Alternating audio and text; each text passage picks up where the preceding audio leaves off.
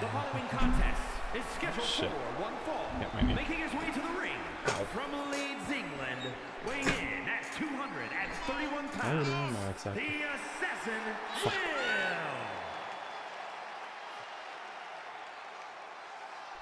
Just pretend it in here. Yeah, just pretend it in here. Ladies and gentlemen, welcome back to DKW. I am your host, Phantom Dragon. Why am I hearing myself? Okay, one of those messed up bits was planned, the other was definitely not. I can tell you that much. From your darkest fears, weighing in at 158 pounds. All glory to the demon chicken. Currently I'm not on screen. I would hit the button if I had it up. But there's a reason for that, funny enough. I'm not on the screen right now because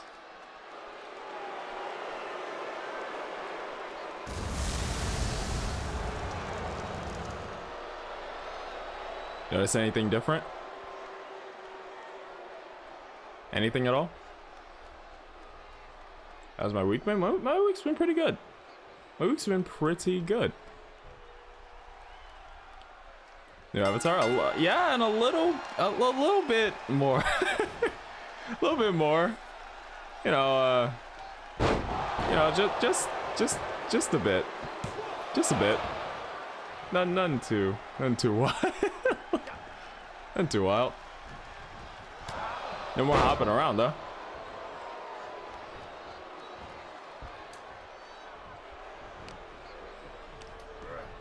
Osprey whips Polo off to the corner. Big elbow. Kind of reminds me of George Washington's uniform, to be honest. So I'll just do this real quick. This is how I look. It's supposed to be you can kind of see it. Hold on. I might take up a bit. Oh, fuck. Where did I go? Wait. Fuck. Wait. Shit. Fucked it all up. Hold on. Give me a sec.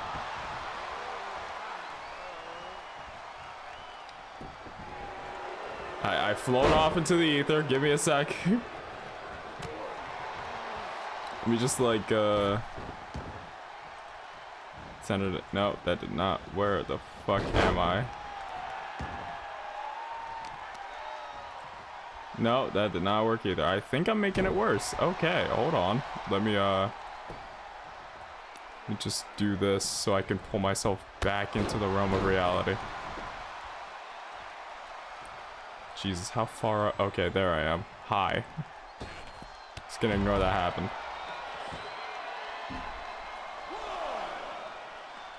Let me pull myself back down over here. And then it's back to how it was. Okay. I'm gonna do a little bit of this. Just a little bit. Oh, I guess this is a better view. You can kind of, if I go does that give you a hint of what I'm dressing up as? That give you a hint? Also, for those who haven't noticed, yes, I'm moving now. I am moving a lot more now. This is the little hint I dropped at the end of like the last 3 streams. I move now. I am fully capable of moving, of shaking my head back and forth, doing all this stuff. I am not capable.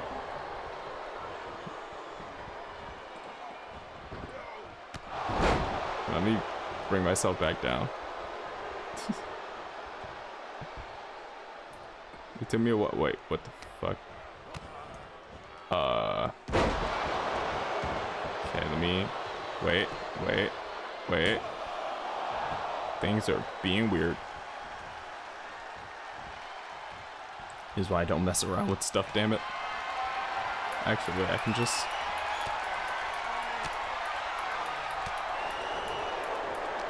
Give me a sec.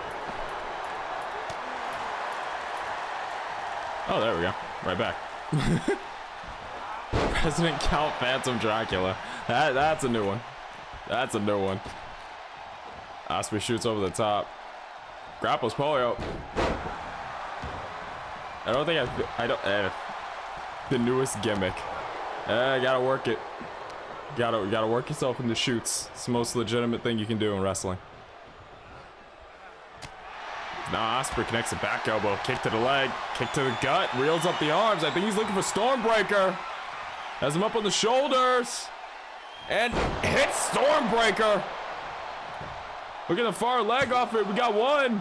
That's two. And Polio shoots that shoulder up just in the nick of time. But yeah, I'm gonna try to see what I can do to have this model on a lot more streams. So from now on, I guess I guess on the more like graphically intense games I play on the stream, like I'll probably go back to being a PNG. But for the most part, I'm probably gonna stay like this. Ooh, Osprey misses big on that one. Jesus. Right hand, and now he's just swinging at him. Yeah. Dumps him down face first. To be honest, a Vampire Count President still wouldn't be the weirdest thing in wrestling. Honestly, I don't doubt that. I really don't. Big elbow drop. Now I just need a fancy new desk to go with the avatar. Maybe I'll get this one all like Halloweenified. If we do a Halloween show. I don't know. I don't think we will. Oh! Springs out the ropes with the forearm. Pip pip cheerio, he calls it. We got one. That's two, and another kick out from Polio. Not staying down, but I'm not sure how long he can keep himself up. Drop kick to the spine. Didn't Kota Ibushi literally fight a blow-up doll in DDT or something? He did. And if you ask me, he had the craziest match out of everyone else with that blow-up doll. Wrestling is a wild world, man. That's why we enjoy it so much. Sends him up on the ropes, flings him over. Springs off, puts a dab of Diablo sauce on him. Rolls him up.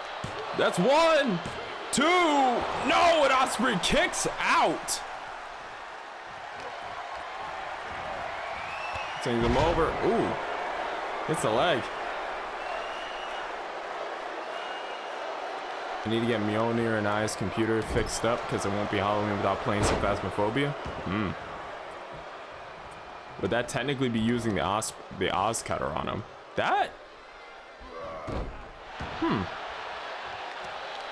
Now I should mention it like that. Yeah, I guess that would be him using his own move against him. At least a different variant.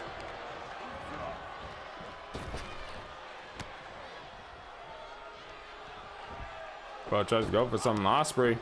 Catch some wheelbarrow. Bulldog. Trying to switch spots with Polio. Take the driver's seat now. Locking the arms. Hoists him up. No, Polio. Brings the arm. Big clothesline there to counter.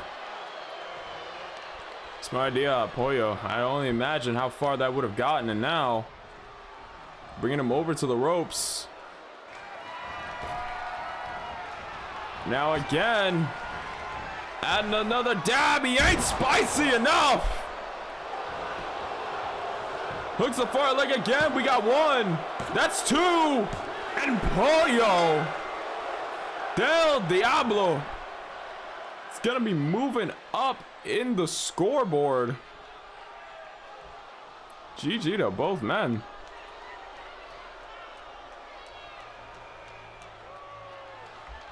Sadly, I didn't have all the time to call this match because most of it was stuck in my BS of messing stuff up.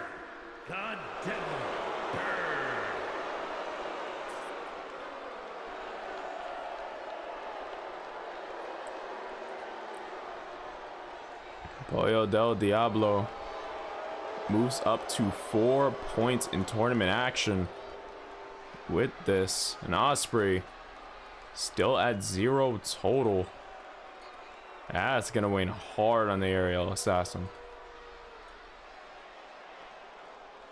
I'd say at this point, the best he can do is hope no one ahead pulls ahead. I mean, he does try to burn down the ring like Game Fair.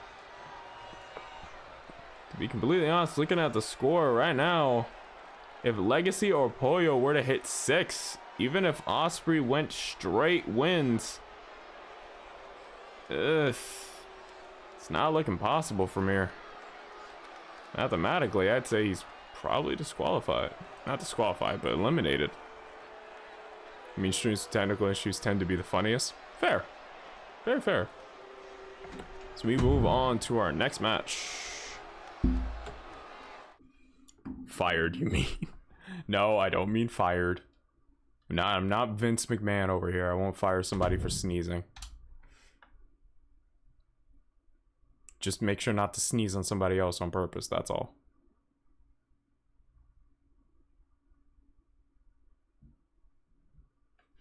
Actually, let me look at this for a sec. My stuff's gonna look a bit weird. Give me a sec. Do this. No, it isn't this. Where is it? It's this.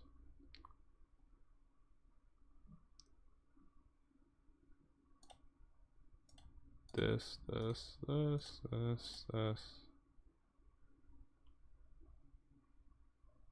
And that should be better. There we go. Next match, Gene Kelly goes one-on-one with Victoria Salazar. What is happening? I need to update the wins and losses for the previous match.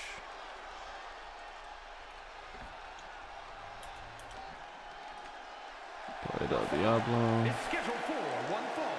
Making their way to the ring from Bray, County Wicklow, Ireland, Gene the Bomb Kelly.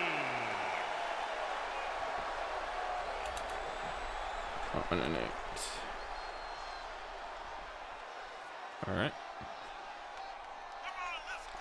Bro, you have no idea how angry I'd be since when I was super young, I wanted to be a WWE wrestler, and I'm very allergic to pollen, so I get into sneezing fits during pollen season. So me and Vince would probably wouldn't have gotten along very much. Honestly, same. I have pollen allergies, same thing as you, dog. I'm not even gonna lie. That shit hurts. It really does.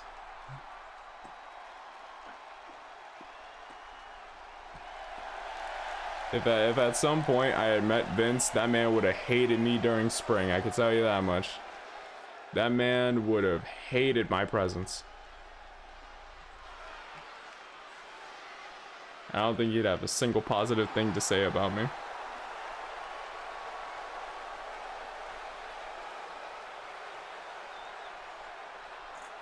Gene Kelly made her way to the ring, and now followed by Victoria.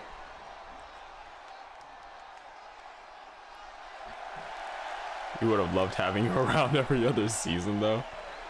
Yeah, maybe. I probably would have been in like a comedy act the whole time.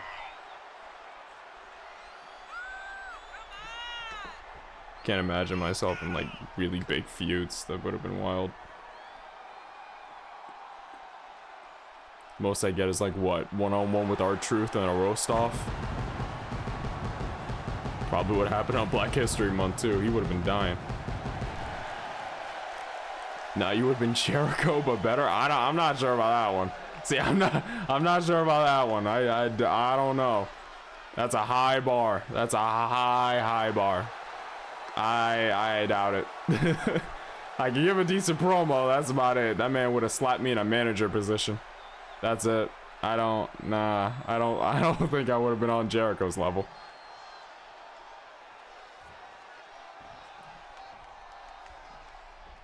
Ref checks on both, rings the bell. Victoria Salazar, Gene Kelly meeting in the center. Gene pulling Salazar straight into a knee lift. Also, if the models look a little bit off or something looks different, I did lower the graphics quality a little bit. So hopefully it wasn't like, hopefully it didn't like clash too much with the avatar, or at least the system that's running the avatar. So if it looks a bit different, that might be it. I used to always wrestle my pillows as a kid. Honestly, same. I feel like if you were a fan of like pro wrestling as a kid and you didn't wrestle your pillows or like try to pull off wrestling moves on your sibling or anything along those lines, you legit lied to yourself. You were never a fan of pro wrestling. You just watched it because somebody else in your family watched it. I'm sorry, that's just the truth.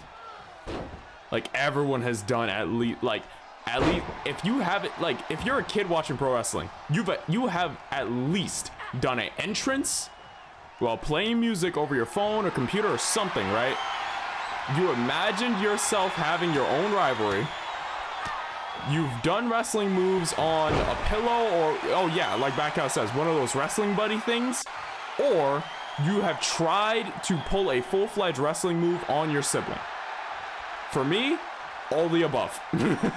All the above. Every single one of those. I checked every single one of those boxes. And just so you know, the wrestling move I tried to do on my brother, I tried to hit him with a... Well, at first it was a super kick. Then I went for an F5. But the F5 was into the couch, so he wasn't that hurt. My little sister, though, she would always constantly want to like play around and just play wrestler. So imagine me, 15 years older than her, lifting her up and just like tossing her onto a couch only for her to run back and try to spear me. I'd sell my ass off. You would have thought I was Dolph Ziggler. You would have thought I was Dolph Ziggler. I wasn't no Goldberg kid, I'll tell you that much. I sold my ass off. I also wrestled with my friends on a trampoline, did a solid, decent tombstone pile driver. That's what's up. Shit, it actually reminds me of the time me and my brother had like a wrestling match on like a trampoline. I think it was like in a mini golf park. It was like overseas, so it was like a while ago.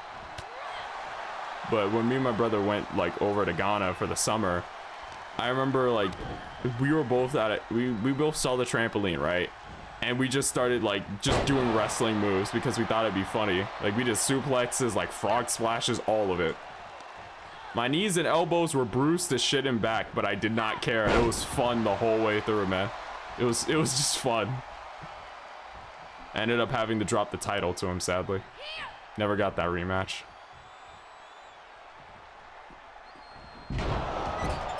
And just in case you thought we were kids, no, I was 16, he was 14. We were in our teens doing that, man. We didn't give a shit. Who the fuck was gonna stop us?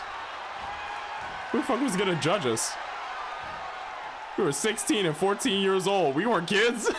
We were doing that shit on purpose. I have no regrets. I have not a single damn regret about like any of that.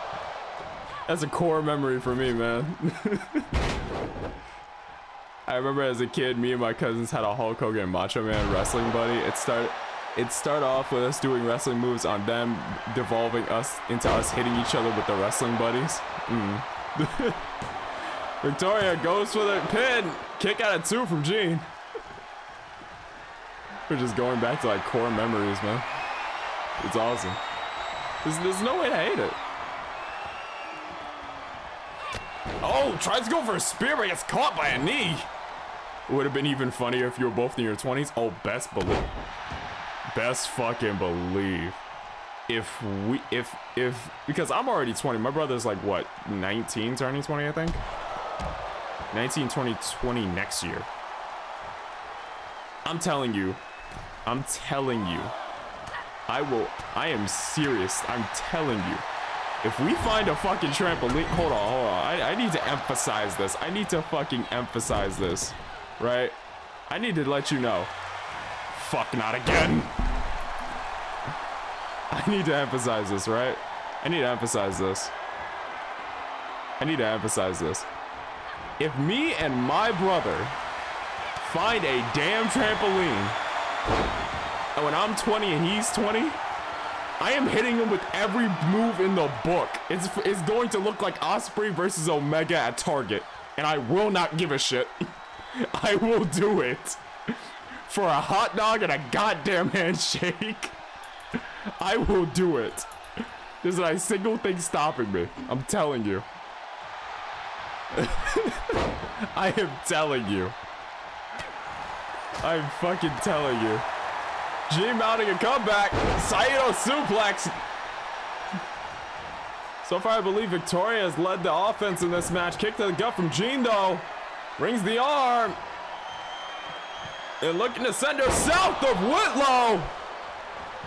South of Whitlow hit. Hooks the far leg. We got 1. We got 2. And a kick out of 2. Victoria still in this.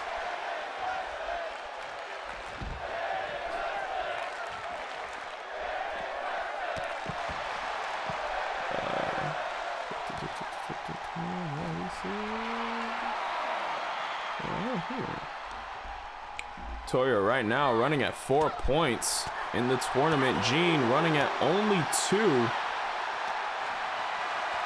Hoping to get ahead with this one.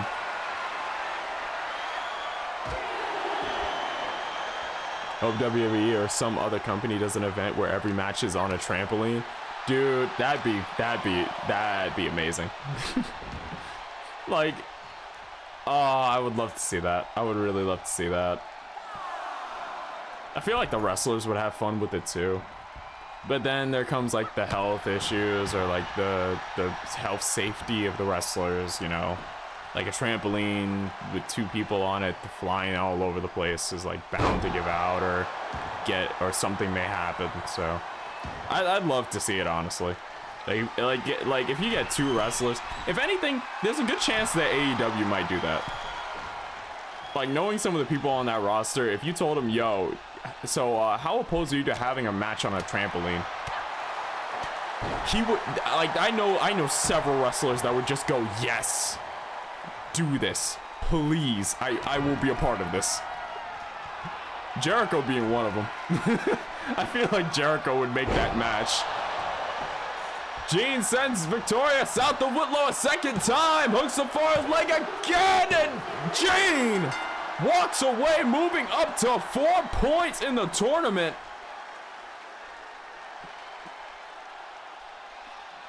Halting Victoria's progress to try to make it to 6 and lead the bracket. Game? Oh, no. Uh-oh.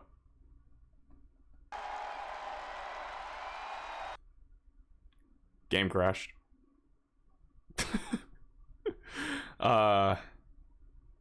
Game crashed.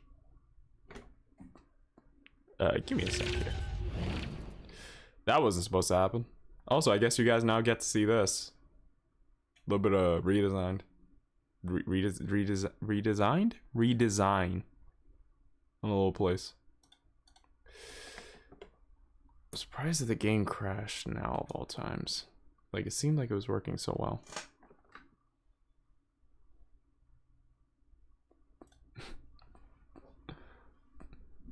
Didn't some company do something like that before? Could have sworn someone did something with the trampoline or bouncy house or something.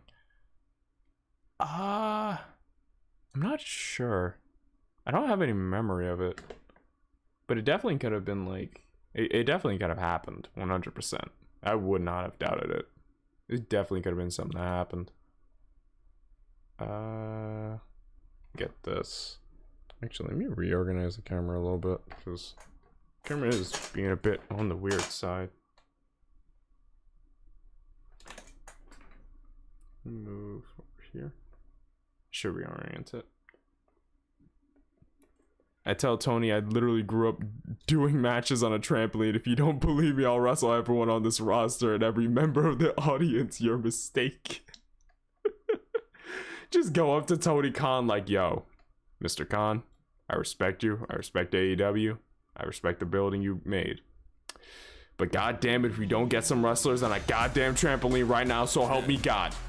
He just looks at you like, wait, okay, there are some health risks. I grew up wrestling on a trampoline and I am fine, okay? Let me tell you right now, if you don't think I'll wrestle you, wrestle your champions, I'll wrestle every person on this roster. Get Nick Gage, I will wrestle him. Don't test me, Mr. Khan. Don't test me.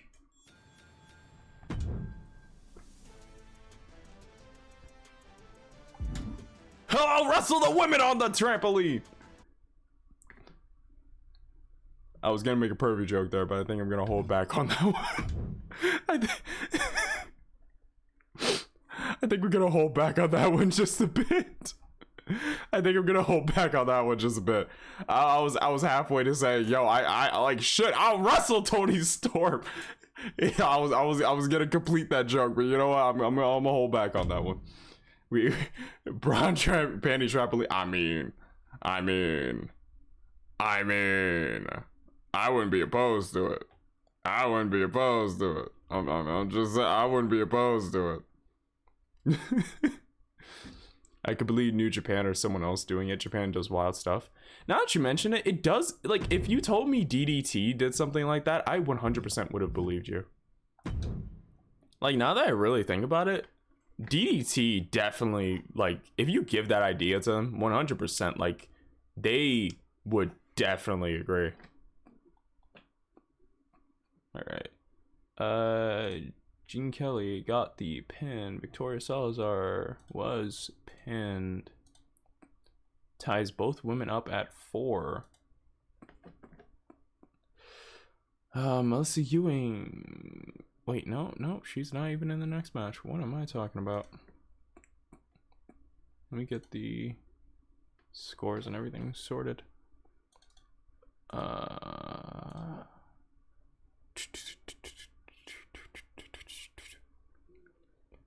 Gene Kelly moves up to 4-4. Victoria Salazar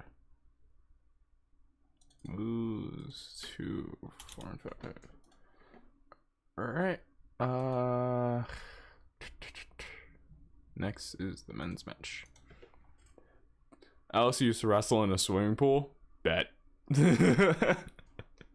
I always wanted to suplex my brother into a pool, but I don't think me or him. I know I can't swim, but I don't think he can either. So that was always just like, I wish I could, but nah. Yo DDT, I got an idea for your trampoline mat. You're hired. Wait, but I work?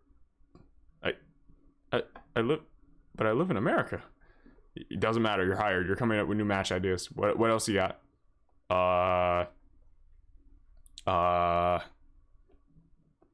Wrestling on oranges. You're getting promoted. I just got hired and you're getting a promotion.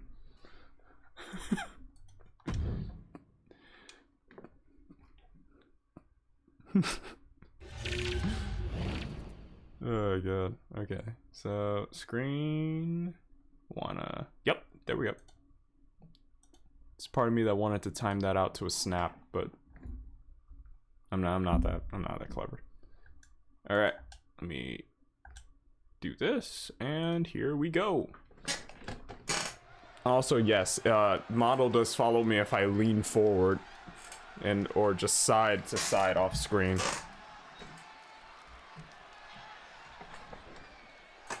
swimming pool matches. If you drown your opponent, you win. That's a terrible joke. That's actually just a terrible joke. I'm pretty sure it's gonna get me locked up. The following contest is scheduled for one fall. Making his way to the ring from another time, weighing in at 250 pounds, Josh.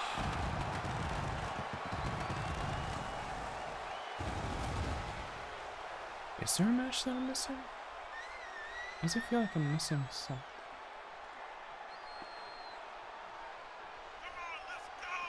Oh, it's because I am missing something. Shit, God damn it. Okay.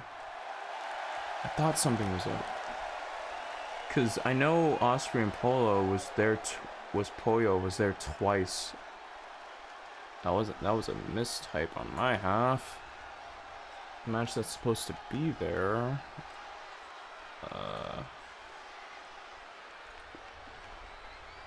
Give me a sec.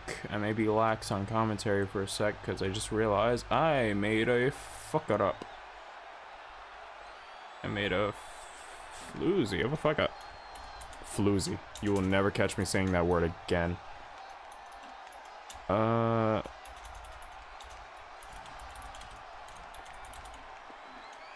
Pretty sure it was OBS and Brock Hudson. That's the match.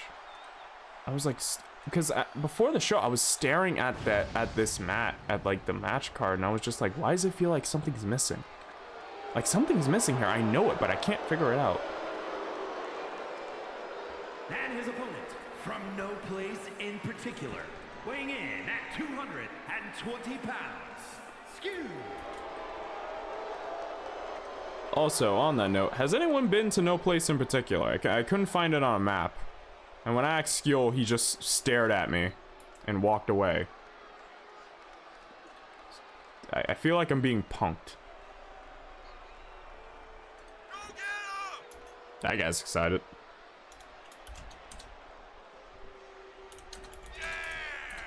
So was that guy. So are they. You want block match. Bop. This would be 6. This would be 7. This would be 8. This would be 9. This would be 10. This would be 11. This would be 12. There we go. Now the match card is actually correct. Fuck, that took me a while to catch.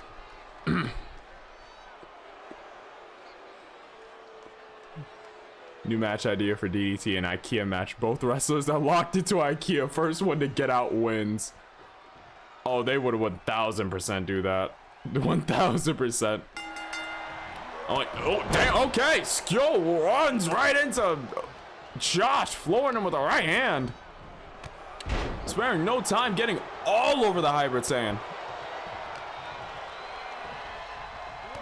I feel like I need to say pause there, but you know what? Fuck it. We're just gonna keep rolling.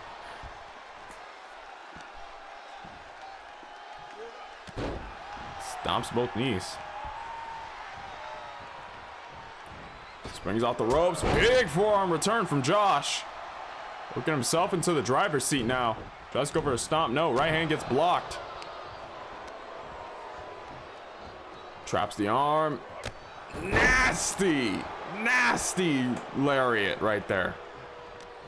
Now staying on him again. Hoisting him up. Pressing him on the shoulders and hanging him up over the top rope. That match will go on forever. This isn't just... Isn't that just south of middle of nowhere? Is it? Nah, no place in particular is northeast, then northwest, then southeast from Pits of Hell. Was that? Wait. Was it Pits of Hell or was it from...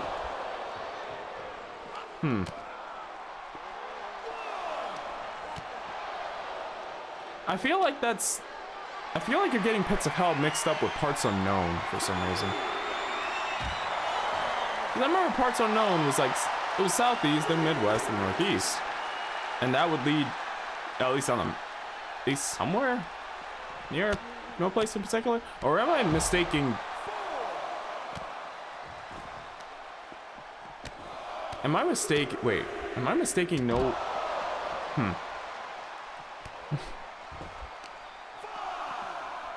Remember last show, Josh beat the champ? Oh yeah, yep. I cannot forget that. The fact that Josh last episode did pin Sentosa Totutton to end the streak of Totutton. That winning streak no longer in play. Josh right now riding high off momentum and I guess in a sense meeting an old adversary and Defect Skull. Kick to the gut. Brings the arm. And another nice suplex.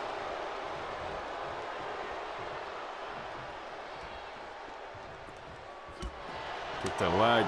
Couple of chops. Right arm. Right hand. Now it cinches in the headlock and it's gonna get that body fully into it there. Brutal mashup. And oof! Kick to the, I'm not sure if it was to the back spine or the head. Not stopping the knees. Last I heard, officials weren't counting that match. Oh, that's interesting.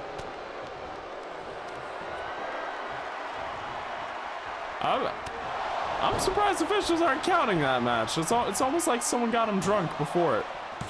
Look at the far leg, kick out at 2. It's almost like someone got him drunk before it. I wonder. Let's go for uppercut. Elbow. Josh with the gut check. Speaking of champion, I have a prediction. Myself and him are gonna go for roughly 10 minutes, give or take a couple. That's it. That's an interesting one. There's a lot of matches in this tournament, though there's a 20-minute time limit. I can tell you right now, almost none of the matches have, I think, gotten close or within the last 5 minutes. I could be completely wrong about that, but I'm pretty sure no match has gone over 15. Next match will be trampoline and IKEA. You have to pin your opponent in the trampoline, then you have to run out and try to see if you can find your way out before they get you. It's gonna take place inside the IKEA SCP. Survive. That's how you win the title. Oh! Forearm straight to the face. Now it's 1. That's 2. And Defect Skull pins Josh again. Same as their first meeting. At least I'm pretty sure these two had a first meeting. I know these two have fought before. Yeah, they have. I'm pretty sure the results remain unanimously the same. Here is your winner, Skill. GG to both men. Skill finally getting 2 points on the board. Josh being halted at 2.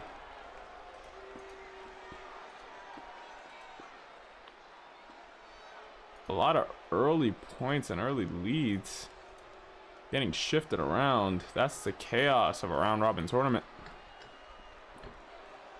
You have to get out while carrying the trampoline. Jesus Christ. I need someone to make an IKEA arena now. Oh, it's only going to be a matter of time. It's either that or you're probably going to do it yourself, back out. I would not be surprised if next stream you just have a giant IKEA like venue in the middle of 2K. Just like, yeah, so gods and goddesses are now going to wrestle in an IKEA. Survive. Good luck. IKEA, the one dimension where gods can collide at full power and no one knows because the fucking waves from the impact can't find their way out.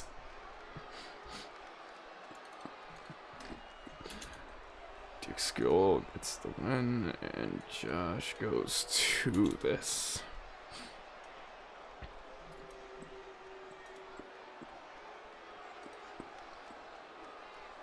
So far, tournament points are looking like an interesting story. highest score in the A block right now is Bulldozer, leading with 4.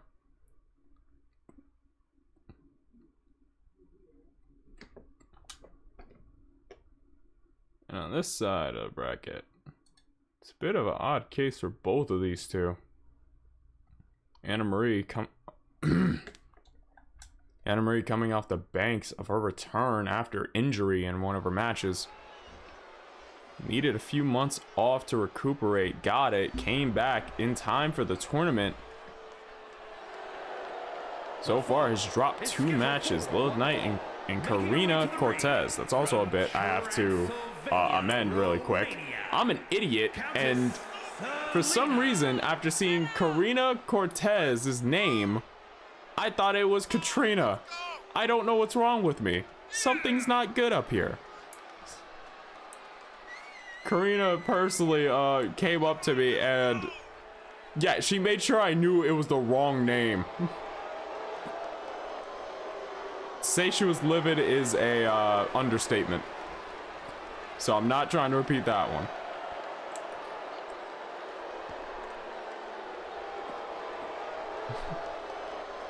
Don't tempt me, be one of the most random E-Feds on Twitch. It really would. I would expect the champ to be leading A block. Surprisingly enough, that's what a lot of people would expect. The champions on both sides of the tournament having a bit of a rough start.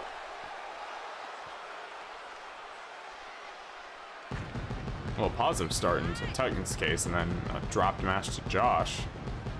So Titan will go one-on-one with Bulldozer later tonight. But on the side of the women's champion, Velvet, dropped a match to Melissa, and right after dropped a match to Victoria Salazar. Still a chance to make it into the semis.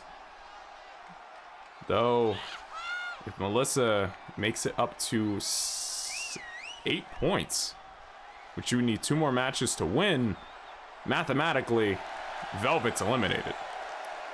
Along with Sweet Paw, and, well, yeah. So for Velvet, for the women's champion Velvet to make it into the semi, she's gonna have to hope Melissa doesn't go perfect. So far, 2 matches down, it's 2 pins on her. 2 wins.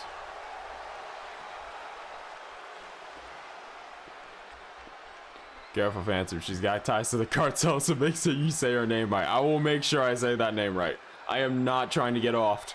I'm good. I'm good. Her name's Karina. I tried to roll my R there, but English? It's not even English. My tongue didn't want to work with me. Karina Cortez. Anna sends Serena over to the ropes. Big gut check there. Anna Marie, like I said before, recovered from injury just in time for the tournament. A lot of ring rust. And imagine having your neck messed up like that. It's not easy to travel. It's not easy to train. It's not easy to do really much of anything. Take everything light. She was able to get back in a ring so far in tournament action. Not the best of circumstances, but hoping to turn it around. So far. Oh, gets hit with a jawbreaker though. Swiss Iron Woman, her nickname. Earned for how tough she is in the ring. Suplex now. Anna Marie so far 2 matches. Lilith and Karina Cortez 2 losses. Trying to make sure it doesn't get up to 3. Roll Serena off. Kick to the gut. Springs off the corner. Big kick there. Now getting the far leg off of it. Kick out at 1 from Serena. Not enough damage done. Speaking of blocks, in the A block for the women's division, Anna Marie may be down by 2 matches, but she still has a chance to make it. She still has a chance to be one of the top 2 point getters. Clotheslines to the outside. assuming no one goes clean into the finals. Anna, ooh, big knee lift there, knocks Serena right off her feet. She has a chance. She has 3, including this. She has 2 more matches. If she can pick up the win in this match and go 2 straight into the finals or into the semis at the end of this quarter. Yeah, honest quarter. And she could 100, well, not 100%, but she could be in the running. She just has to hope for 2 things. 1, that no one else on the block goes off with straight wins. And 2, no one else in the block hits 6 points. These tiebreakers would be in effect to find out who makes it off to the semis. So all she needs to do is just get high enough to take second, and then from there she can clear it all the way to the end. Wait, my math is mathing correctly, which is not because I'm really bad at math. If Bozos can beat Tatun tonight, then he would basically be guaranteed to go into the semis. Looking at the double knee buster from Anna. Hooks the far leg. And she takes the win. If Bulldozer wins this, yes, he is actually pretty much guaranteed for the semis.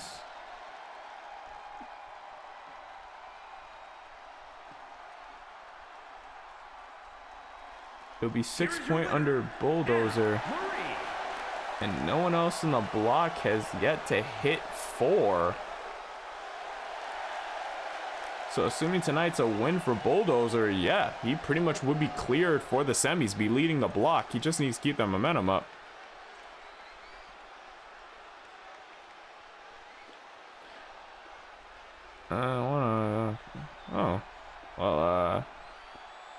Not interested, but thank you for the offer, though. I kind of have this thing against, like, people who come here and just advertise without saying anything, especially in chat in the middle of a show, so, sorry. Anyways. GG Anna Marie. Getting her first 2 points in the D1. Just needs to keep it up 3 straight, and she could lock in that second spot or potentially get first, depending on how this next match. Wait, no, this is for a different block. My bad. Rewind everything I said. Anna still does have a really good shot of getting through. She does. Let me update the scorecard. Anna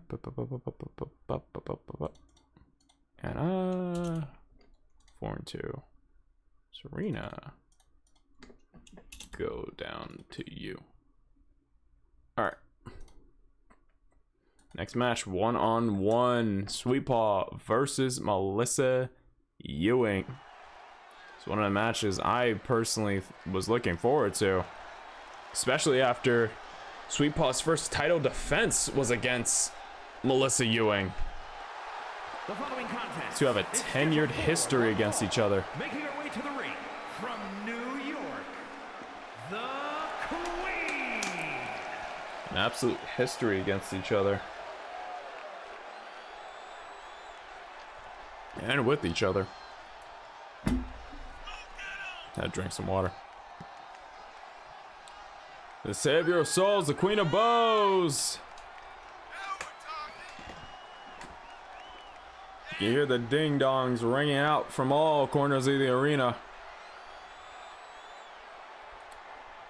Sweet Paw in this tournament hasn't had the best of times putting a bow on a definitive first place, I can say that much.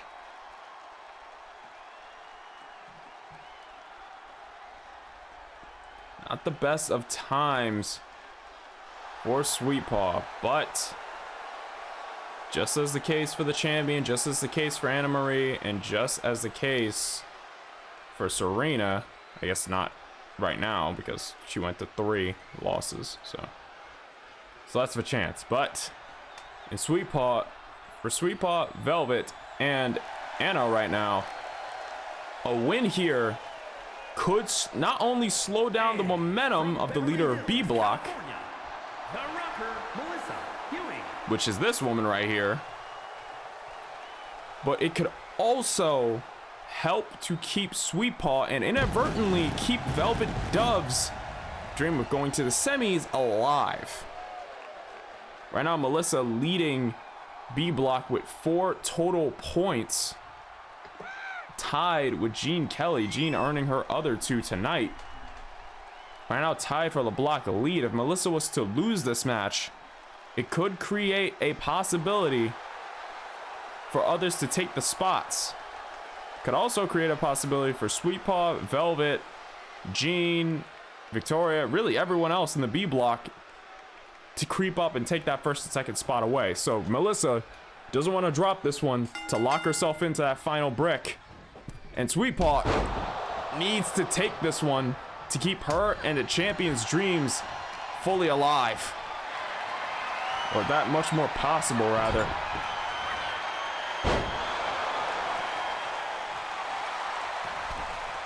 The men's A block, in my maths working, is essentially going to be decided next show regardless who wins between Bulldozer to Tutton due to skills win earlier and Josh having 2 points from last show. Yes. Wait, so basically Velvet needs Sweet Paw to win to make semis? Yeah, pretty much.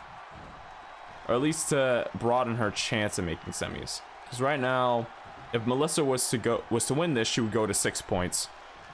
And if she wins any match after that, it's pretty much locked in. Melissa's going to the semis. Velvet has dropped 2 matches, still has 3 more to go in the tournament. 1 tonight and the other 2 following.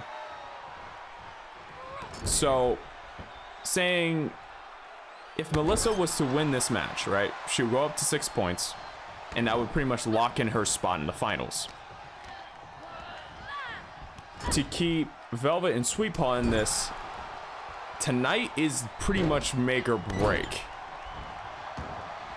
Because if Melissa wins, she gets 6, and it leaves Velvet and Sweet Paw at most 0 or 2. If that makes, I'm not sure if I'm making sense here. I'm kind of confusing myself. Hold on, let me re-elaborate. This needs to promote a melting down on Twitter if it wants to be true to real life. Yeah, 1000%. maybe I'll make another account and just like bitch and moan about everything the show does wrong.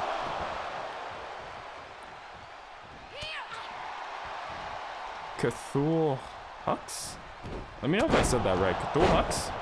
How you doing? How's your day been? Welcome in. We are in the middle of our round robin tournament, D1. Currently doing this for the first year. Sling blade from Melissa, hooks the far leg on Sweet Paw. The ref should have opened his damn eyes because Sweet Paw had her hand on the rope. Still had to kick out. Had to waste even more energy. The ref's gonna hear for that one. Stage dive from Melissa.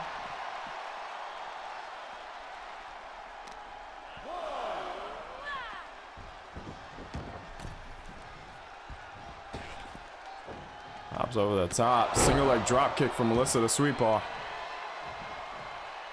Right now, Sweet Paw is reeling. Melissa not letting up even the slightest bit. DDT spikes Sweet Paw.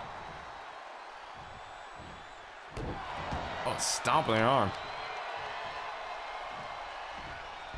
Sends her up and over. Lands a flat on her back. Sweet Paw gets right back up. Right hand to turn her around. Wait a minute. Sweet Paw looking to put a bomb. Melissa Ewing rolls her over. Hooks the far leg. Looking to try to take the 2. We got 1.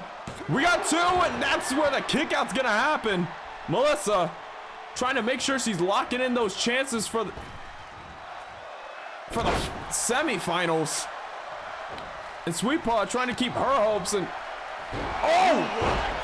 recoil. Look at the far leg again. We got 1. We got 2, and Sweet Paw kicks out. Both women firing off their best shots. Neither one staying down for that 3. Both of them have got to be wondering what it has to take to put the other down. They both have experience fighting each other. They both have experience being in the ring with each other. Harkening all the way back to that title match they had, I want to say, earlier in February. Shoulder tackle. Rolled back. Flies through. Catches a back shoulder. Double axe handle to knock Melissa down. And both of them working to the outside. This show is making the D1 is the most interesting it's been so far. Which makes sense for it being the 3rd round out of at least 5. Yep. That's why I like round robin tournaments. You pretty much have to not have to keep up with each one, but every win matters instead of it just being like a wins and losses matter, but they don't matter to the point where it's like you fuck up if one person doesn't get a win, you know? That's why I perform over traditional tournaments. Because like you can have someone drop a match, but at the same time that person could still come back to win. It's always a possibility, like mathematically speaking. And the more people you add to it, oh, right-handed, where the hell was Melissa ascending to? Tucks her head in, brings her up, lays her flat down. Sweet Pot was trying to go for the sweet tea punch, but was caught by Melissa. A little bit of reality distorting there. Now Melissa from the top. Super rocker dropper right there. Hooks the far leg. We got 1. We got 2. And Sweet Paw shoots the shoulder up. She is not done. That you what couldn't have been timed better. Yeah, I love Bound for Glory, especially since how much the match ends determine how many points someone gets. This is what makes these matches all the more like entertaining, you know? Like no one's technically eliminated until like the far later parts of the tournament. And by then it's like, okay, they're mathematically eliminated, but they're still putting on good matches in wrestling, you know? It's not like, oh, this person's out, everyone in the tournament doesn't get to face them. It's like, nah, you can still face them. It won't get you in the semis. But if you put up good enough matches, you're going in the next one, you know? That's why I enjoy like the G1 in Japan. Recoil again! I think Melissa baited her into that one. We got 1, 2. Sweet Paw shoots the shoulder up again, trying to keep herself in this tournament. Sweet Paw knows if she manages to halt Melissa's progress here, it bodes a better chance for her making it to the semis. DDT there.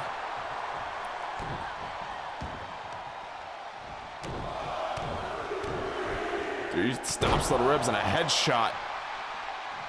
Now Melissa just pouring on more aggro. Sweet Paw moves straight out of the way. Takes the leg, traps it. Has Melissa off balance. Right hand sends her back into the ropes. Forearm. Now just choking her with that top rope. I think she was trying to turn her around, but said, fuck it, we're gonna make it work. Sends her off to the ropes. Luthez press, and now just banging her head against the mat. Frustration boiling over in Sweet Paw. Right hand from Melissa. Now working over that left leg. Hooked to the same left leg. We got 1, 2. And Melissa Ewing moves to 6 points. GG. Another plus with Bound for Glory is a fatal 4-way at the end. So even if you have the most points if you have the most points at the end,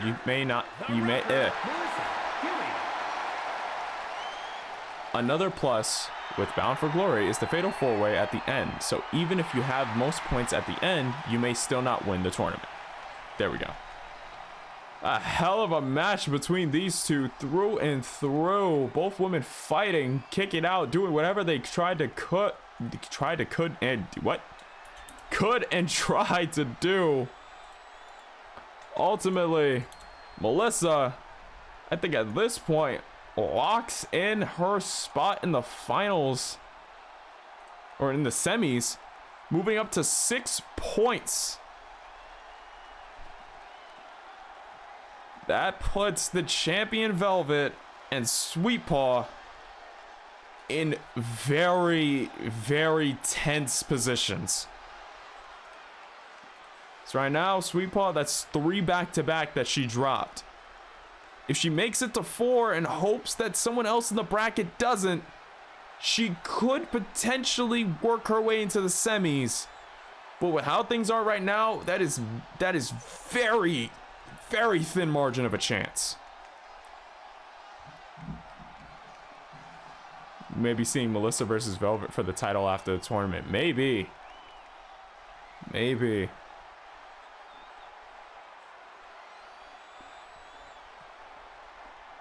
Whether it's over the pin, where Melissa was able to pin Velvet to start off the tournament, or potentially maybe even Melissa winning this tournament and getting her shot at that world title. It's been evading her a lot. Maybe this is the time to finally take it. Melissa has all but officially guaranteed a spot in the semis. Like how are we talking earlier about Bulldozer with his match versus Totutton? Yep. Basically guaranteed at this point. And at this point, Sweet Paw is put in a very, very tight end. It's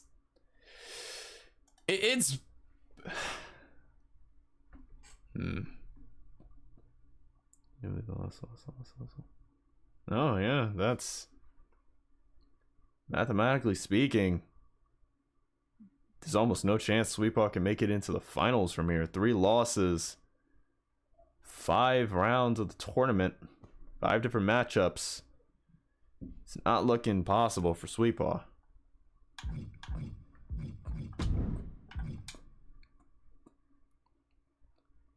Labeled that all out. Some of the heavy hitters are surprisingly not winning like you would think. Yep. Heaviest hitters going into this were probably, if we look at the female roster, we had heavy hitters like Lilith. We had heavy hitters like Yuno Arai, the previous World Women's Champion. We had the Women's Champion right now, Velvet Dove. All hard hitters that people thought would definitely at least get close to locking in a spot, maybe really early in the tournament. Now, things are looking unsure, but the thing is about round robins, they could shift. If Melissa were to lose 2 straight here, there's a definite chance that someone else in the roster could tie for that first spot in the semis and potentially boot her out altogether. It's still a possibility with how this tournament works. Oh god, Teddy versus Nathan again. No, this one's getting edited. No, not simulate all matches. We have a card to stick to. Last match was Sweet Paw versus Melissa. Right, and we need to make up because there was one match on here that I did not get. So let me do this.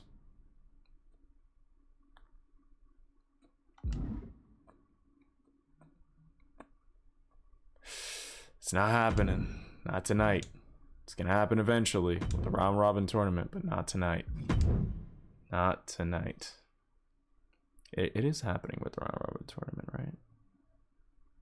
Yes, it is happening with the round robin tournament, but not tonight. Not tonight.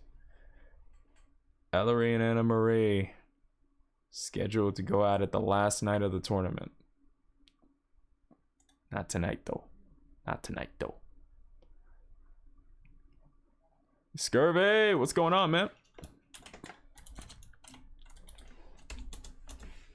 Shout out to Scurvy Dog. 0-0. See a clip of him hosting Racho Kukumani Dojo and Taqueria Shop. And holy underwear dance! Wow! A clip of DKW's very own Danny Weaver shooting out the ring like a goddamn bullet. Because what else is she gonna do in the middle of a match? Oh, Jesus. But yeah, go over, give him a much appreciated follow. He does a lot of good work over there on Ratchet Cookman Dojo and Taqueria Shop, hosting his own prospects, War Games tournament, which Danny was a part of, also recently wrapped up their inaugural men's and women's world title tournaments. One of the winners of that tournament was Phantom. So DKW's got to acknowledge that. Also acknowledge the other winner, Melissa Ewing. Hell of a performance from those two throughout the whole tournament. Thanks for the shout out. No problem, Scurvy. Now let me get this over here. Do this, so I could still see you guys in chat while I'm doing this and not completely getting blindsided. First match has to be Mr.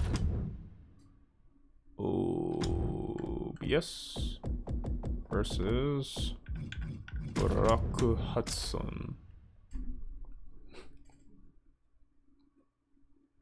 Now Phantom has to defend his newly won prize against his greatest rival, the Fly. We're not doing that.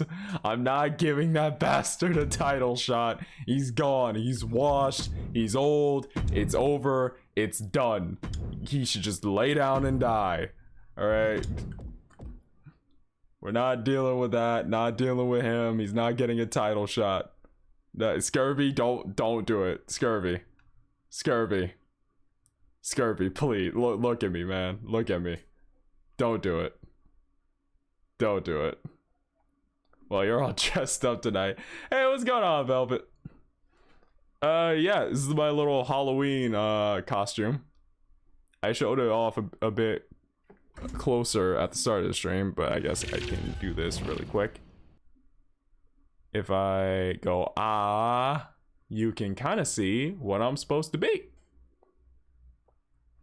Take a guess. Any guess. Yeah, he's President Count Phantom Dracula. Jesus Christ. Vampire, yes. I was watching the work computer do what? If I go, you can kind of see the fangs a little bit inside my mouth. And you can see the rest of my outfit. All dressed up for Halloween. Or at least the spooky month. So with that, let me shift back over. So you got the rest of the card to plot. Scurvy, you gotta book Phantom versus the Fly. Okay, no. Not fighting the Fly for the title. Swear to God. Not doing it. Not doing it. People do not need it. No. People don't know. No. Scurvy, no. Don't go laughing down. No. Scurvy, no. Scurvy. Scurvy. Come on. There are other people a little bit more deserving than that. Come on. You got a whole roster full of talent. Come on, no. Now I see. No. You don't see. You don't see. You understand. There's a whole roster of people. All right, a whole roster's worth of people that deserve a shot. Definitely not a housefly. Do not do that, please. Scurvy, come on. You wouldn't do that to the hundreds of people, right? Come on, you deserve better television than that. Scurvy, listen to me, man. The Fly is the biggest draw in the No, he's not. That man has one fan, and that is toxic. We are not putting the Fly into it. No, not happening. Absolutely not happening. We're not putting the title up against the Fly. The Fly can go ahead and sit down, sit at home, can take a couple sips of his beer, and sit right back down. All right, he's not made for this. We're not having a match with that bastard. It's done. It was a one-off. We're not doing it again. Fly is so over he can bury Brock Lesnar. Okay, hold on now. Hold on. We're not just gonna start gassing him out of proportions. Calm down. Slow down. Come on, man. We're not doing that. Karina Cortez versus Lilith. Wait, what? Did they already? Hold on. No, okay, it was against Yuno and Anna. This is the most recent one. Okay. I thought I was high or something. So, normally there are things that draw flies, but this fly draws money. You said no, scurvy, scurvy, scurvy, scurvy, scurvy, no, scurvy, scurvy, no, scurvy, no, no. Weird. No. He does not draw anything. He draws pennies. You don't want a penny show on your act. Come on. The dojo has way more talent, way more prevalent talent. Come on. I'm not a heel. When would I ever lie? When would I ever lie about something like this? Come on, Scurvy. Come on. You're actually serious. I mean, come on. I'm main event quality. We're not just gonna put me up against a common housefly. Like, come on. We're not actually thinking about this, right? I mean, why not put me up against Sebastian again? Maybe the Bear, maybe the Thunder, all those guys, the big draws, what am I gonna draw with a common fly? It's gonna be shit money, seriously. Like, nothing else draws him. Man, so I was trying to duck the only one who could beat. No, I'm not ducking anybody. What do we? I'm not doing anything of the sort. I'm just saying there are better things to draw a better audience. That's all I'm saying. There are better things to draw a better audience. And I don't think me, main event talent, the inaugural champion, should be wasting his time with a fly. I mean, what kind of name does that bring to the brand? I'm just focusing on the brand here. That's all. Like, Scurvy, hear me out. Imagine Phantom versus Bourbon the Clown for the title, huh? You have an underdog in Bourbon. You have the guy who won the whole tournament in Phantom. You got one guy who can play dirty and throw some alcohol in your eyes. You got the other guy who's trying to hold up morals. Huh? You can go for some symbolism there, huh? Little bit of struggle between two. I mean, I think that would draw more than the fly. I mean, let's be completely honest here, buddy. Right? I mean, come on, it's a fly. What do I have to be scared of?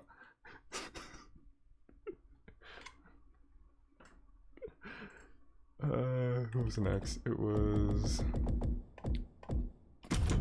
Nathan. Oh, Nathan's got his hands full tonight. Yeah, but even the fly draws pennies. Bourbon usually only draws in the cops. Fair. You know what? Yeah, you got a point. Shit.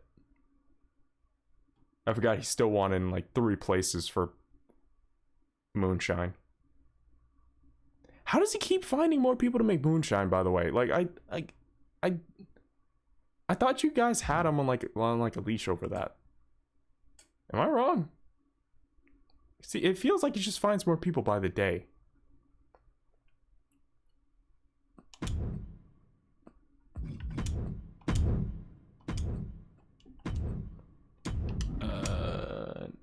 Next, Leah versus.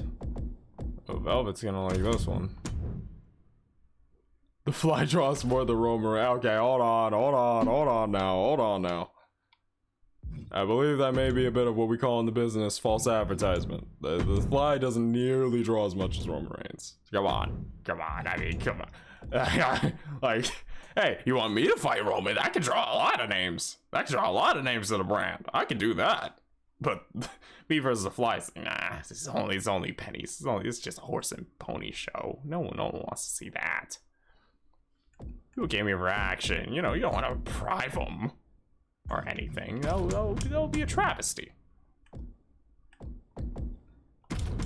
The fly is the new tribal chief. Okay, hold on. I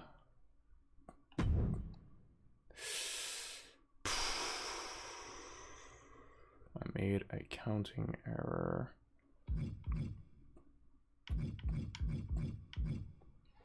Might host Unori versus Ellery in play mode. my host in play mode because we are out of match slots when it comes to universe mode because of the error I made in the first half. Supposed to be 6-1/2. So the main event will probably be done a little bit else. Actually, could I just, if I do this,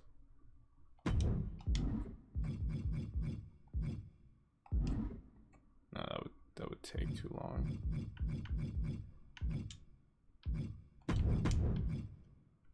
Yeah, it would just take too long. Did I mention the Fly is 100-0 at WrestleMania after one WrestleMania event? Okay, hold on. Hold on. Hold on now. Hold on now. What are you, this Fly's manager? You're getting paid by this guy. I smell a little bit of Fly biasy in the room.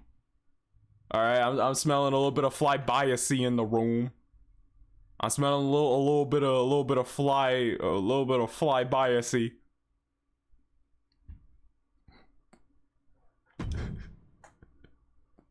Holy Buzz, that's a no, Scurvy, he's lying to you. Don't be deceived. The Fly is worthless. He always has been. Don't let him deceive you. No, Scurvy. Don't let him deceive you. The Fly ain't worth it. The Fly is the defending undisputed insect champion of the world. Bullshit. That man was barely starting shows.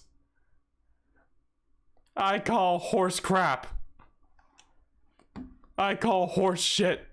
That man could barely lift a show if he wanted to. God damn, it's so dumb. Into our next match here. For the B block, men's B block.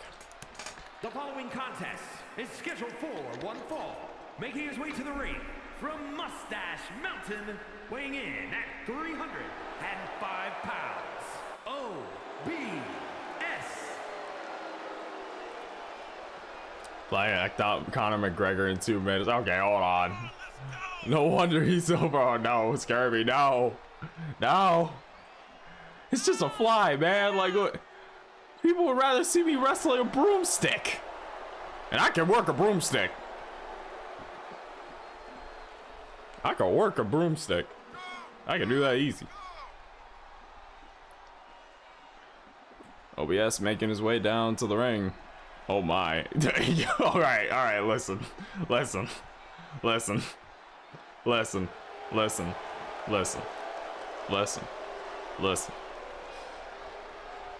Okay, I got nothing to defend myself there, but listen. Okay, like look. Just don't. That's getting clipped. God damn it. That's getting clipped no matter what I say. Just go ahead. At this point, like I've already. I've said worse things. I've said worse. I've said way worse. I've said way worse. God damn it. OBS right now in the tournament, 2 points on the board. Won his match against Will Ospreay, but then dropped the next match against Nathan Bolushek. Weighing in at 282 pounds, Hollywood Brock Hudson. A similar story could be said for Hudson, also breaking with a win over Ospreay, but not enough to pull out the win against Legacy the first week of the tournament. Both guys tied at 2, trying to make the advance to 4, potentially tie with Legacy to lead the B block, men's B block. Right now, the leader of said B block, Legacy, with 4 points, 2 wins back to back. So later tonight, he's gonna look to try to get to 6 against Nathan Bolushek. Bolushek himself lobbed at 2. But that's for later in the night. Right now, we got 2 points versus 2 points. Both guys trying to tie with the lead.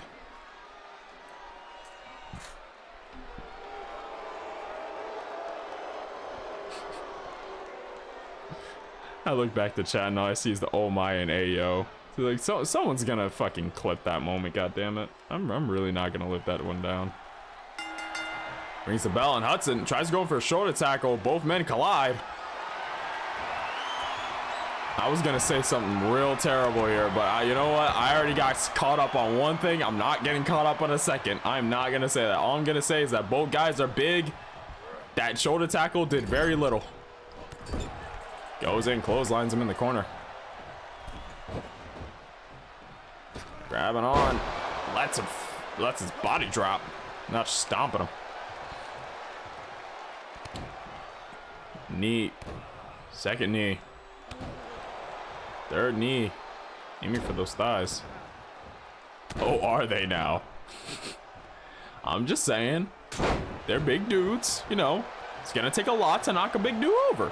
You know, if you run at a dude who's big and you collide into him, it only makes sense that it's gonna take a lot more effort on your part to knock him down.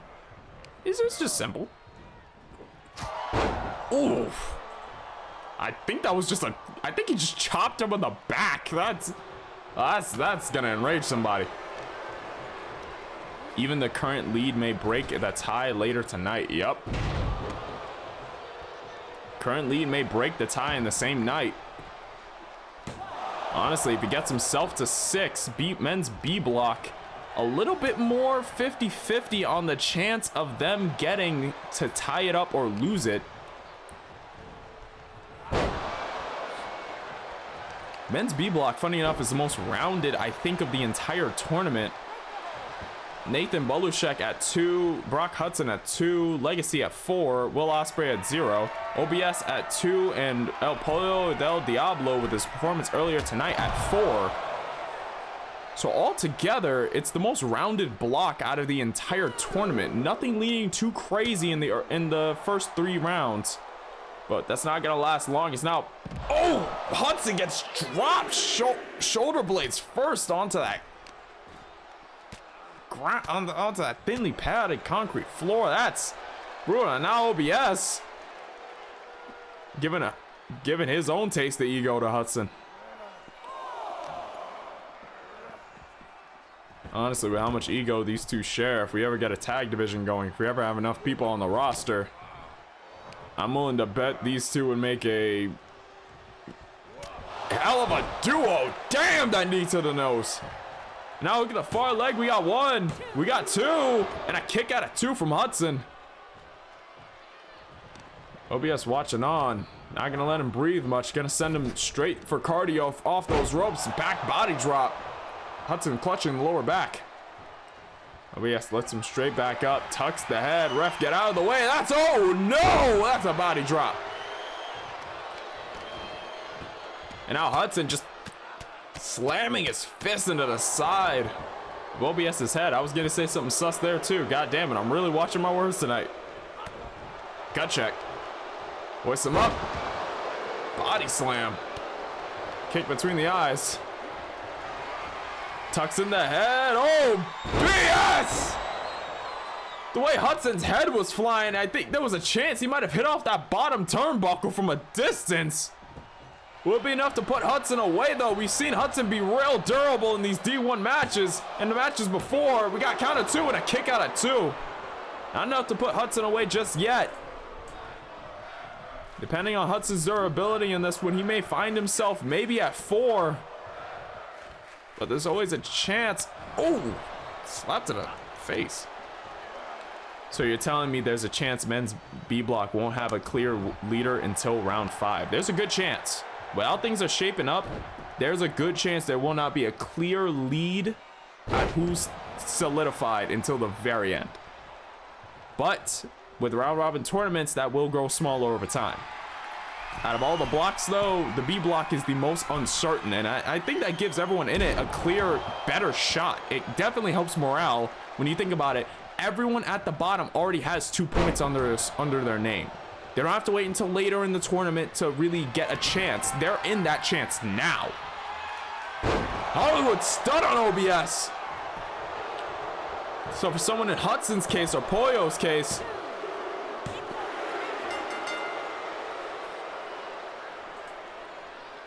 ref, I swear to God.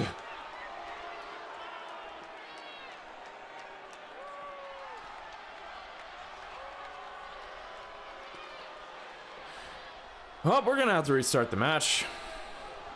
Here is your winner, No, no, no. Restarting the match. Because the ref didn't see the hand on the ropes that was in clear view of the camera. Don't crash. Is the game crashing? Is the game gonna crash here? No, okay, the game's working. Whereas the men A block has like 4, this ref needs to be fired. Yep, Jesus. Men's A block has, yeah, the men's A block. Men in Black Neuralizer Flash. God damn it, I need to get that GIF back. That's one of the things that got deleted when I made a mistake and a bunch of stuff went missing. As soon as I can, I'll get that back. We'll make sure to have that on here. Actually, wait, I should make it a redeemable, actually. Yeah, I just need to go to the site and make it a redeemable. Hell yeah. Let's do that. Calling up between the two, sends her right back in the ring. Hudson not too happy about the fact that this match got restarted. Honestly, I can't blame him, but at the same time, D1 tournament. We need falls to be official. We can't have any wishy-washy crap like that. Some over to the ropes. Hoists him up, spine busters him straight back down. OBS amped about this chance he gets. 2 kicks, breaks the guard, and then a headbutt to knock him down. As in the men's A block, yeah, we got Teddy King at 2, Bulldozer at 4, to Tutton at 2, Dwayne at 2, Josh at 2, and Defect Skull at 2. Some of those guys had matches earlier in the night. It's looking to be waned a little bit. Hooks the far leg on Hudson now. We got 1. That's 2, and a kick out from Hudson. Ooh, big upper chop right there. Down, went down to up. I've never seen someone really hit a chop like that. It's really difficult to position your hand that way and not mess up your wrists on contact. Now grabbing the nose, took it clean off. Now just reeling the arm. Ooh. I was going to say men's A block has a chance. Yeah. Men's A block has a chance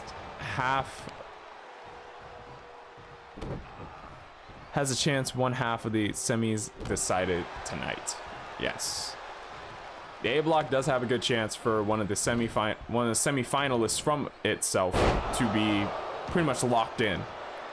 Unless something were to happen later in the tournament where someone else would come up to tie or get higher, or in the chance that Bulldozer after this one goes 2-0, goes like 2 losses, there's a definite chance to tie there. But if he continues how he's going, spot's already locked in, everyone's going for second. Right hand doesn't touch anything. Hudson whips OBS over to the ropes, tries to catch him for something. Both men collide. Ref gets the hell out of the way. She does not want to be between 2 men when they're clashing.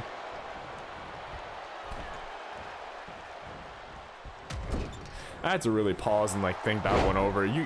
Oh, come on. That wasn't, okay, hold on. Come on.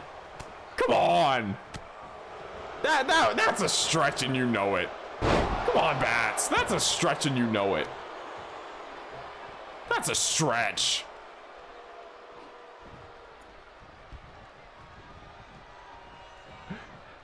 You know damn well it's a stretch.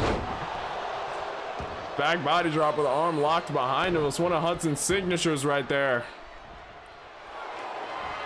Now Hudson grabs the arm, reels it back, and now just leaning back on the face. OBS, not in a good way right here.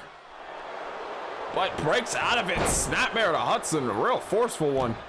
Stomp to the face, and I think, yup, Hudson is leaking already. He's bleeding from the side of his head. I think the right side. Yup, the eyebrow looked like it got cut open with that one. And now tucking in the head. We're gonna put Hudson away. Hangs him up over those ropes.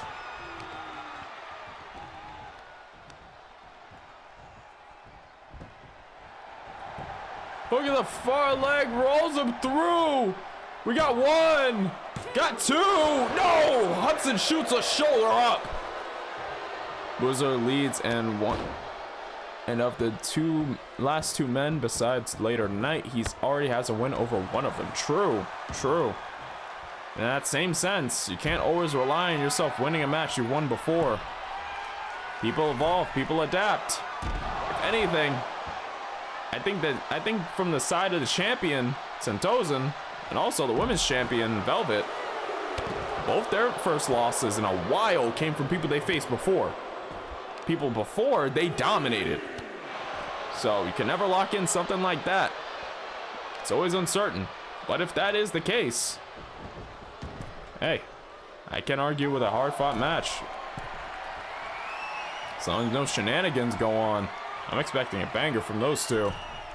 The OBS trips up Hudson as he gets down from the top. And now just choking him. That's... Yo, calm down. Irish whips him with the ropes. Nope, comes back. Chop to the back of the head again. Jesus, that's not just breaking the back. Hits him in the lower back. Forearm pumping shot right there. Kick between the eyes. Kick to the gut. Hudson looking for Hollywood stunt. Hits it. Center of the ring straight on the DKW face. We got one. We got two, and OBS kicks out. Hudson trying to show he's not too bothered, but I know Hudson. I've wrestled him a few times, and I can tell you right now, that man is pissed. He is pissed. Gone elbow again. Tucks in the head. Tucks the arm. Brings him straight up. And now popping some squats.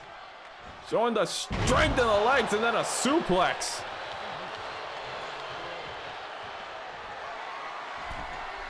Wasn't asked to the grass. I can admit, dude's got powerful legs. No, it's not weird. You just made it weird. Cannonball misses the mark. OBS does a little stutter step, catches him in a headlock, shot between the eyes. Big back body drop. High elevation too. And now, Colin elbow. Sends him over to the corner. Biggins a goodie. Cartwheel, standing, shooting star, or standing moonsault, I mean. And now 1, 2, and OBS takes the win in this one-on-one match.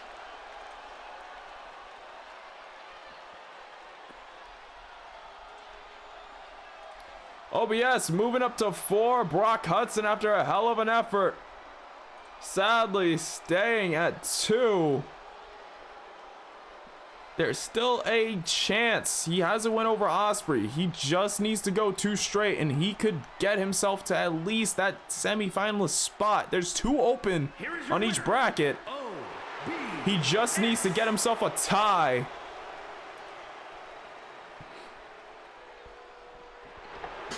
Looks the other way. Just because someone lost before doesn't mean they will again. Yep. Jeez, just kick him in the teeth. Why don't you, OBS? That should be his new signature. Just kicking them in the teeth.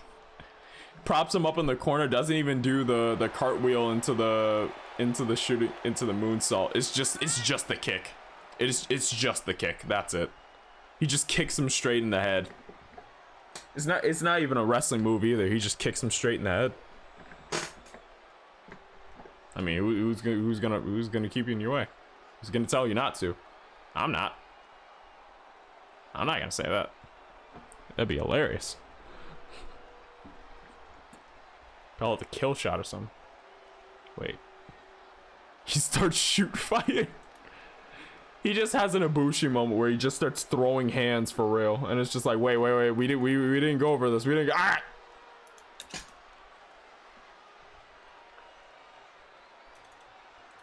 GG to both men. A lot of the members of the D1 that people originally didn't consider in their top heavy hitters for this are really showing their colors. There's only one or two heavy hitters that are really holding their ground. Call it the orthodontist.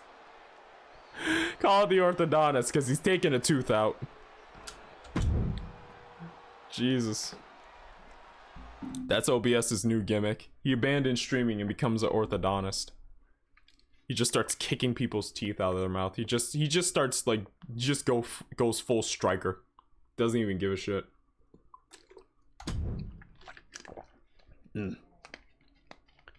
I feel like we're definitely going to be needing another D1 next year. Oh, 100%. Like, I plan to make this an annual thing. It's honestly kind of fun. And if the roster size expands, we can have a lot more people in the D1. We can have more rounds. We can have this be like a... kind of like a... if my schedule clears up, we could actually have it be like... You know how DKW is mainly bi-weekly? We can kind of turn it into like a weekly thing. Because I'll be able to plan ahead for like more and more shows. Because the fields are easy to do it. We could have D2. We could have D2. Alright, see. Now, I really have to consider. Should I call it D1, the second year of the annual D1 tournament? Or should I just go D2 and D3 and D4 and D5 and just keep it up like that? Just later on, we're just like, welcome to the 5th annual D5 tournament. And someone's just like, Jesus, he says 5 of these? They go back to look for D5. They don't see it. They're just like, wait, you said there was 5 of these. Yeah, there's D1, 2, 3, 4. D2 Electric Boogaloo. D2 Electric Boogaloo. Alright, I like that one. I might note that down. That's actually fucking hilarious. Teddy King making his way down to the ring. One of the heavier hitters in this tournament. A lot of people had firm bets that Teddy would be locked in for one of those finalist spots. First rule of the D1 tournament, you can never assume. Teddy won his first match over Josh. But then, when it came to going one-on-one with Bulldozer, Teddy, I believe, would be submitted in the match. Pretty strikingly quick one. Both guys giving everything they've got very early, burning through the tanks at record pace. But right now, Teddy only has 1 loss. Still, he has 4 more matches, including this one, to get to. So at the top, he could leave out this with a total of 8. That would lock him in dead to rights into the semifinals. Then again, that also depends on Bulldozer. Currently one of the leads in the A block. 4 points on his name. Dwayne, on the other hand, has had a modicum of success in the tournament. First round, lost to Bulldozer. And then second round, picked up a win over Defect Skull. So right now, he's sitting pretty at 2 points, same as Teddy. Both guys looking to get to 4. Story for a lot of people on this night.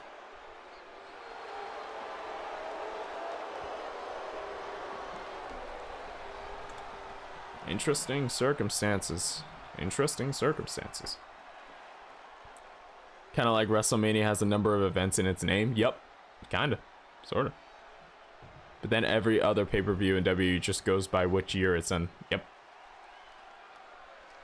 20 minutes on the clock. Teddy King runs in immediately. Hits him with a sling blade. Is it possible make or break for both men? Yep. Possible make or break. Both men with 1 loss on the record. Funny enough, to the same guy. So all around. Oh, Teddy already locking in the rings of Saturn, but Dwayne with those long legs gets underneath the ropes. Both losses to the same guy, funny enough. Bulldozer walking away with 2 wins over both these two. This could be a make or break for both. If Teddy King was to get this, it would put him one step closer. If he's not getting that first slot, he's definitely getting the second one for the semis. That would put a lot of other guys out of the running, but he has to go 4 straight. It's not, and I'm gonna be honest, straight wins seem to be not a courtesy, very well given out in the D1. Oh, pops him straight up. The strength on Dwayne. Teddy King is not a light man by any means. And Teddy gets straight out of the ring. Dwayne not trying to give him any air to breathe, but Teddy lines him straight up. And another sling blade to the outside. Drop kick. Hits the mark.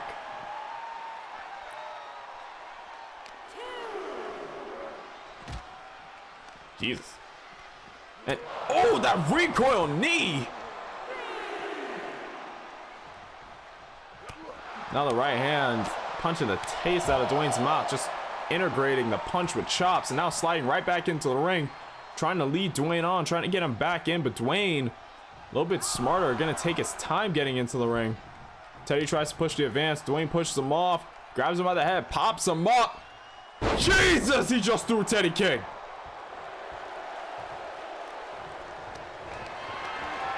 Now hoisting him up. Pins him to the top and just throws him over.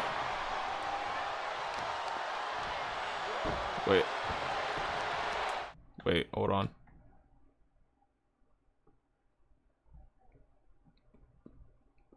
Is everything still working? Are we good? Are we good?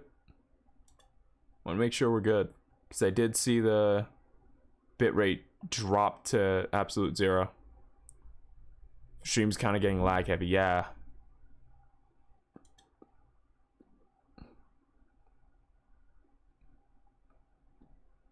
I stopped everything. All right, I think we're good. All right, because I noticed literally like seconds after the bitrate was at 0. Noticed that immediately. So everything should be good now.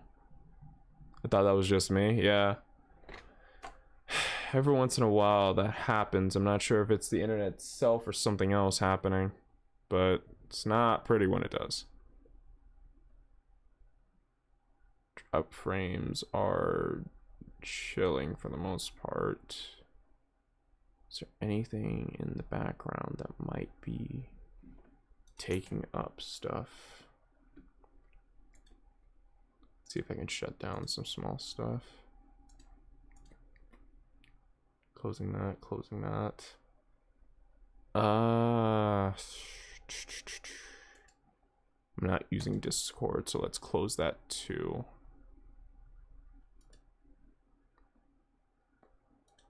Let's blank these two out.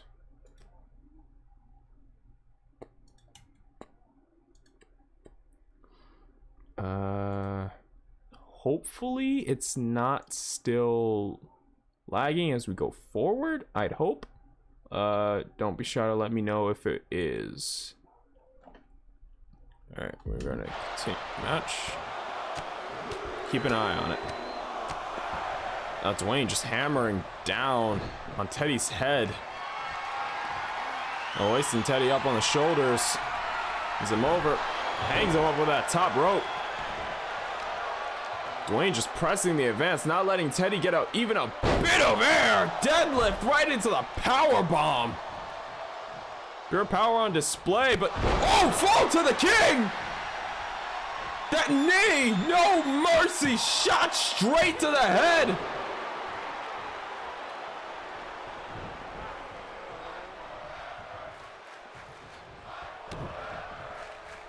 And that's what's so dangerous about Teddy King. At a moment's notice, he can turn the table of a match. He doesn't even need a run-up to hit a move like that. And now the wing clipper Pulls Dwayne straight into the pin. We got 1. We got 2. And Dwayne lethargically kicks out. That just shows you how much damage those 2 small moves did. I thought that was it, to be honest. Honestly, me too. That was out of nowhere.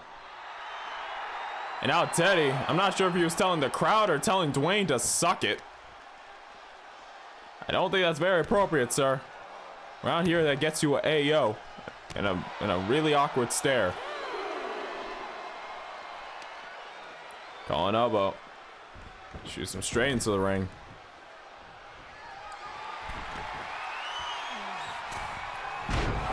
Tries to go for elbow. Dwayne's moved out of the way. Big clothesline. Floors Teddy. Teddy right back up to his feet. Collar and elbow again. Dwayne shoots him over to the ropes. Back elbow hits the mark. Stomp to the arm. Turns him over.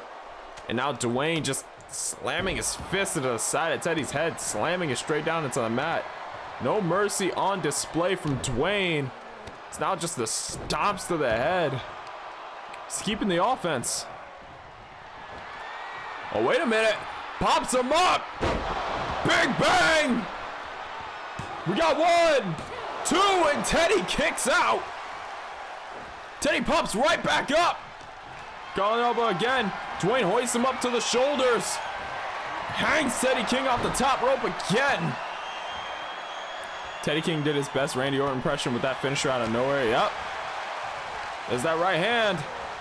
Sends him over to the corner. Ref, move out of the way. Runs in with the knee. I believe that was both knees making contact with Dwayne there. Now drops a knee on the face of Dwayne. Teddy going up to the top. I don't see this very often out of Teddy. Big elbow spike through the chest. May have pinned him to the ground with that. We got 2 and a kick out from Dwayne. He's still in this.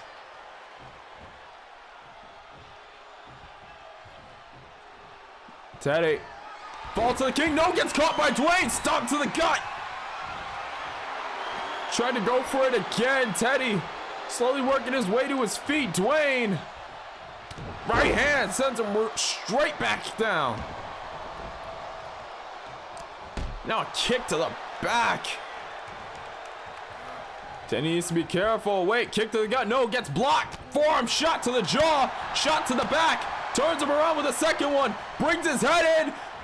Second wing clipper. Pulls him in for the pin. He's away from the ropes. We got 1, 2. No, and a kick out from Dwayne.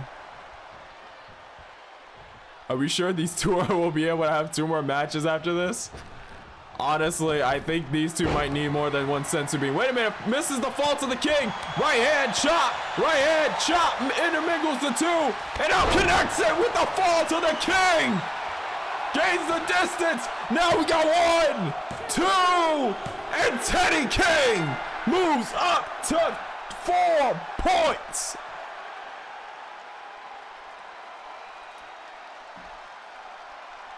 Good God.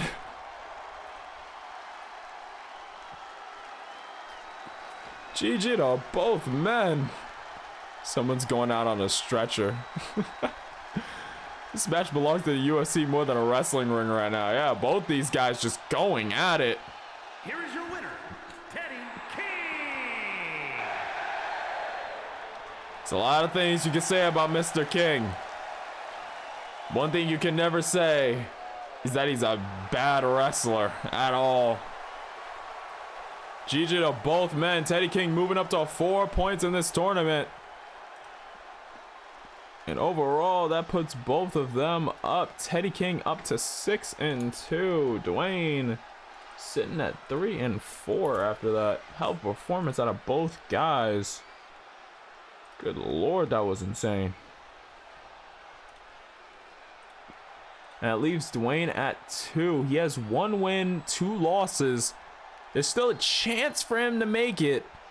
But right now, after that, he's going to have to pray that either Bulldozer drops 2 or Teddy King doesn't clear the other 2 matches with wins, or else he's just mathematically eliminated.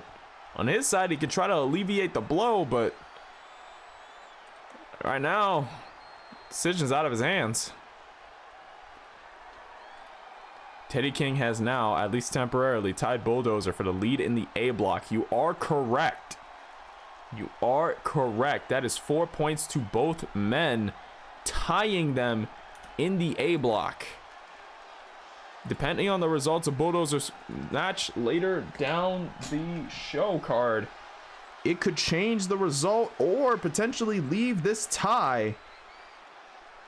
It will be a hell of a match, hell of an outcome. And now, get on to the next match.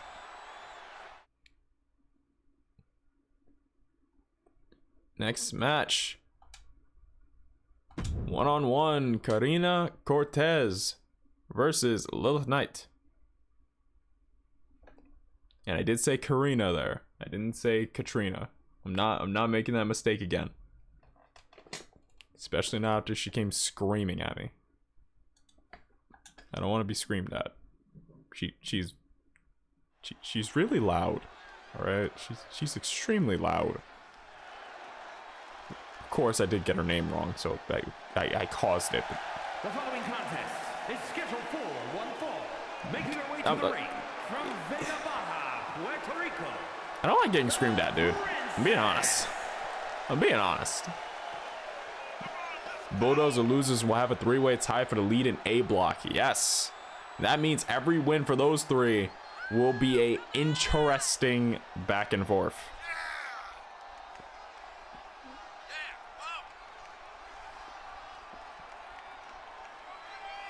Karina, my God, he has a sister. Yep.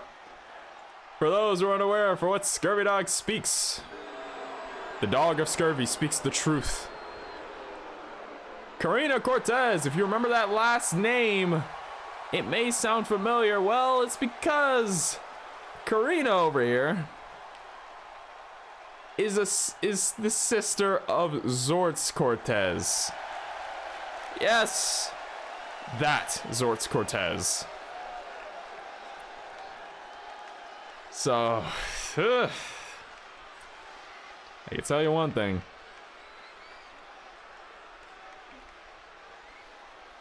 She can hold up in a wrestling ring. And from Chicago, Illinois, Lilith Knight. Lilith Knight on her way to the ring. Finding these two women is an interesting D1 story. Karina Cortez, currently 2 wins in the tournament. Lilith Knight, currently 2 wins in the tournament. Both these two tied for the leader of the women's A block. Both tied for the lead right now. Both looking to pull ahead. This could lead either one of them to 6 points. Lilith Knight getting her wins over Ellery and Anna Marie. Anna Marie in the first week and Ellery in the second. Karina Cortez getting her first win over Yuno Arai in what I honestly thought was an upset. And Anna Marie in the second round. So both these two are at 4. We're going to see who leads at the end of the night. Oh. Darts around each other. Lilith ties the arm. Side Russian leg sweep. Funny thing about Lilith Knight, she has a, I don't want to say habit, I just want to say more of a record. Every roster she is on, as per the words of Amity Affliction fan, a good friend, every roster she is on, she makes at least top 5 toughest women on the roster. Every time, without a doubt. She's also held titles on almost every brand she's been on. The only reason I say almost is because there's a select few where she hasn't been able to get that achievement, DKW being one of them. Lilith, she's had her shot, she's had her time, she's had her times at the top of the roster again and again, but not able to win the inaugural Women's Championship tournament. Made it to the finals, that a final triple threat, one of the last 2 in the match. Well, actually, no, she was one of the first out of the match, sorry. She made it all the way to the finals, though. Ooh, lands on her tailbone there. Miscalculated. Not often you see that. But made it to the finals, didn't get the exact win she was looking for. But this does give her a chance. The winner of the women's and men's D1 tournament respectively do get the D1 titles as champions for that year. Not only that, but it's an actual belt. And then they also get a shot at the world title. So Lilith has a chance to right 2 wrongs in one night. She just needs to pull out ahead in this tournament. Kick out at 2 though. Without the tournaments looking around now, 6 points means you all but officially punch your ticket to the semis. Yep. Oof. Yep. With the current record of how this tournament is looking, that is correct. You all but officially punch your ticket. Sure, there may be conditions, very specific conditions, where you can be tied with or beaten for that spot, but in the grand scheme of things, right now, you make it to 6, your chances are significantly higher than everyone else in the tournament. Especially if you keep your momentum up, you have a lot more leeway. Right now, Lilith looking to put Karina to bed. Hooks the far leg. We got 1. We got 2. And Lilith Knight walks away with the win.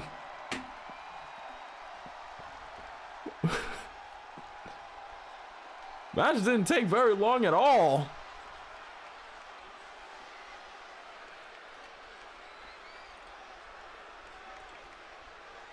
Here is your winner, Lilith Knight.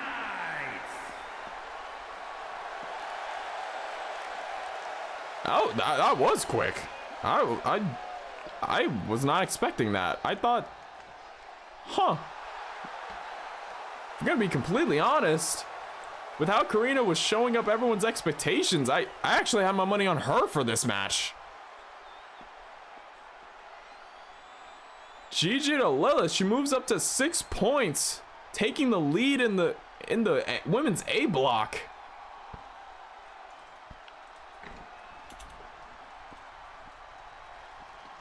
Maybe she heard what I said about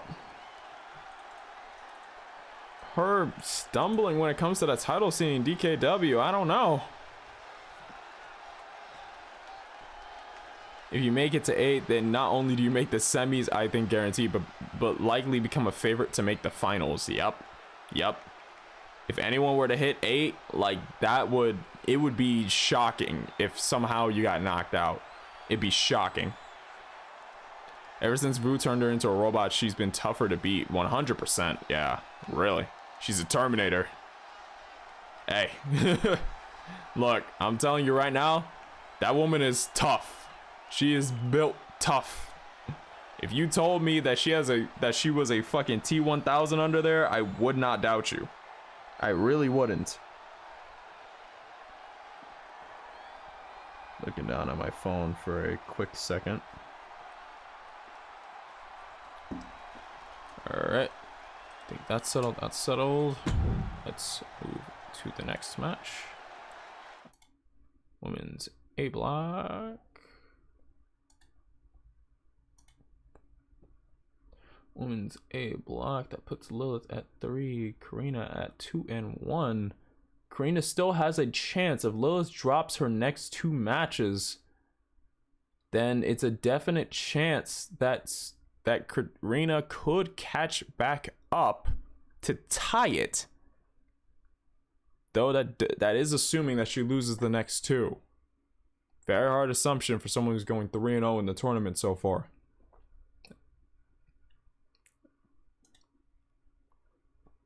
If someone makes it to 8 points, if they don't win the tournament, they likely shouldn't be too far away from a possible title opportunity. Yeah, 100. Honestly, yes. I was thinking over that. The highest point getters would be somewhere in line for a title opportunity. Not sure if it would be the world championships. But considering the winner of the D1 does get the D1 title, and they did make it to the semis, I think there could be some contention over the D1 title that is now recognized, becoming the main target of a predicament like that. Nathan the Dragon Bullshek.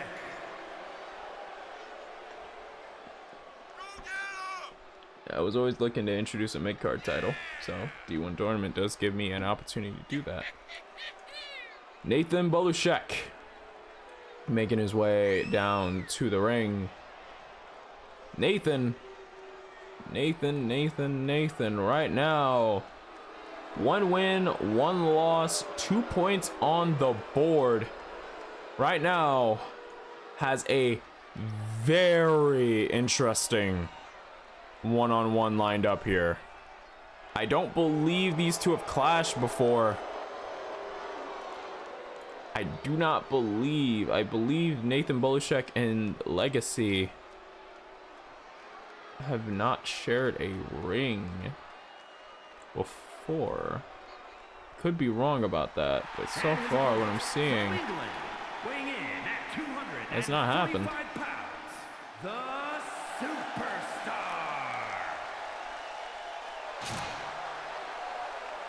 There he goes, breaking that guitar over the ring, over the ramp.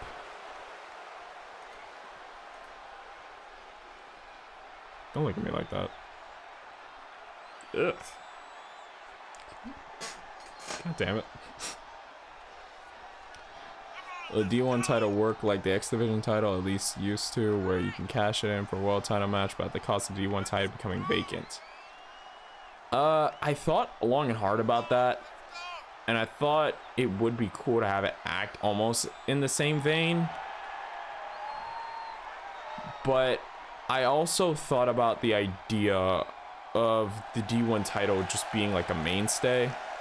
So it would work similar to the X Division title, where it would guarantee you a world title shot. But if the world title shot didn't work, or you lost the world title shot, I think I might stick with the idea that the D1 title would still be on you, but its ability to be cashed in for a world title shot would be null and void. Like, it's a one shot. If you can use it and win, you use it and win. If you can't, then you still have the D1 title. It just does not have the same contracted abilities, if that makes sense. So it's kind of like a loaded flintlock. You have the one shot, and after that, you can keep the flintlock, win or lose. And I think that might help a bit, because having everything be for like the main title does start to feel a bit stagnant every now and again. I feel like a lot of people could use a secondary title to keep up with just a little bit. Nathan pops Legacy up. Dragon Screw targeting that leg very early in this match.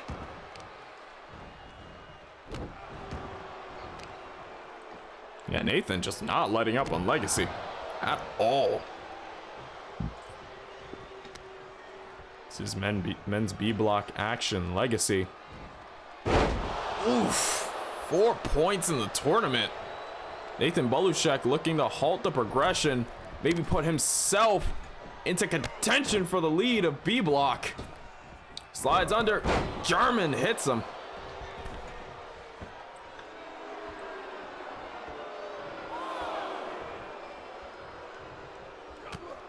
Forearm. Ooh. Gets blocked. Kick to the lower spine. So essentially get one free world title match, but you would also have to worry about defending the D1 title. Yes. That's essentially the idea I like to have this title like work with.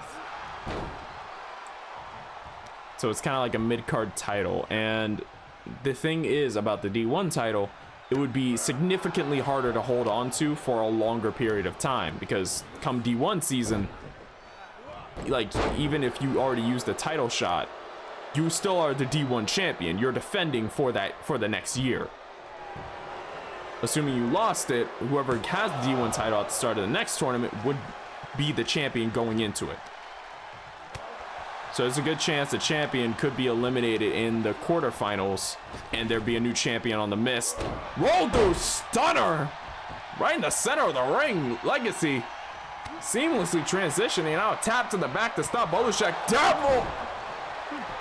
Devil trigger. We got 1, 2, and a kick out.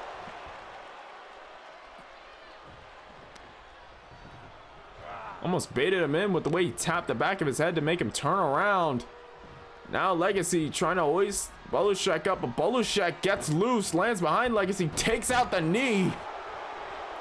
Now it's starting to make sense. All those shots to the knee, corkscrew forearm, doesn't knock Legacy down. Now Legacy pumps him straight up. Hooks the head, crumpet wing. Center of the ring, ref going for the cover. We got one, we got two, but no, Belushek kicks out.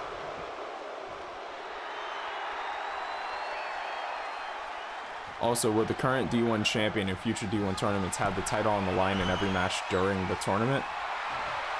I feel like for that bit specifically, ooh, Swanton bomb, it misses, comes up with nothing. I feel like for that bit in particular, it would make, be an interesting concept, but I feel like it'd be easier if just the finals had the D1 title on the line. So there's a good chance if the champion was eliminated in earlier rounds, they would essentially drop the title, and whoever wins the D1 for that year would be the new champion, even without having to pin the old one.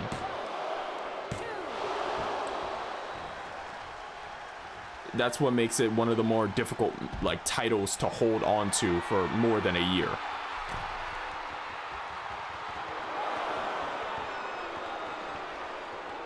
I think that would add a bit more. Oh, diving DDT from the top. I think that would give it a little bit more prestige almost. Because the world title is always there. Damn, powerbomb, high angle from Belushek, and now the knee. Power on display. Legacy pops right back up. Right hand from Belushek. Locks it into Dragon Sleeper. So it would eventually become vacant for a brief time. Yes, that is how I intend to have these belts act. If I do notice that it kind of sucks the air out of things or something's a little bit lackluster, I may go back to change it, but I think that's the rule we're going to roll with. Or has a chance to become vacant for a bit, yes. Oh, wait a minute! Belushek goes straight in, grabs Legacy by the head, but no, Legacy slips out. Quick, very efficient maneuver by Belushek. Interesting counter right there. But again, that stunner by Legacy. That man does like to roll a lot. And when he's rolling, offense is going. Let me drink some water really quick.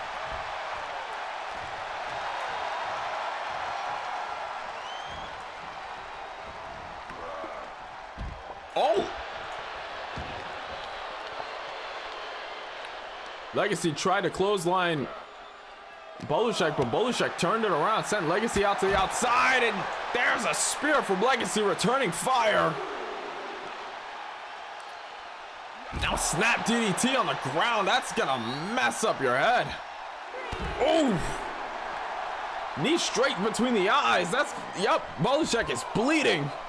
Bleed from that eyebrow too, or at least from the cheek it looks like, actually. Speaking of titles, if I remember right, Legacy is a former world champion. Yes, he is. He actually, in the world title history, is one of the best world champions we have had. In the same vein as Totutton, Legacy, when he first arrived, defeated the world champion. Well, he defeated the world champion in his first shot. First match on the roster after his debut, he defeated the champion, who at the time was Dwayne. Got the second match, won the title in a hell of a hard-fought match, and Belushek, oh my god, comes up with nothing but air in the back, meeting that thinly padded concrete floor. He's bleeding more than ever. And it's from that match where Legacy would go on to face every other male contender on the roster at the time, going with one-on-one matches. If they couldn't beat him in one-on-one, then they couldn't beat him. If they won one-on-one match, they got to a title match, and that would lead to Legacy having to defend his titles against the likes of Mr. WrestleMania, who currently isn't no longer employed with DKW. We do wish him well. He had to face off against Will Ospreay in a hell of a match with a definite confusing ending of Finn Balor getting involved. It would also lead to him defending the title. There was someone else. Well, it would also lead to one of Legacy's personal quoted favorite matches against OBS. Wasn't for the title, but it was a one-on-one match that they did enjoy. So right now, Legacy definitely has a history with a title, but Nathan Bolushek just makes him tap out. Locked in that Dragon Sleeper and put Legacy to sleep. Bolushek's moving up to 4 points and halts Legacy's progress in the tournament. So you could say Legacy has a certain legacy with the world title. Here is your winner, Nathan the Dragon Bolushek. Is my soundboard not working?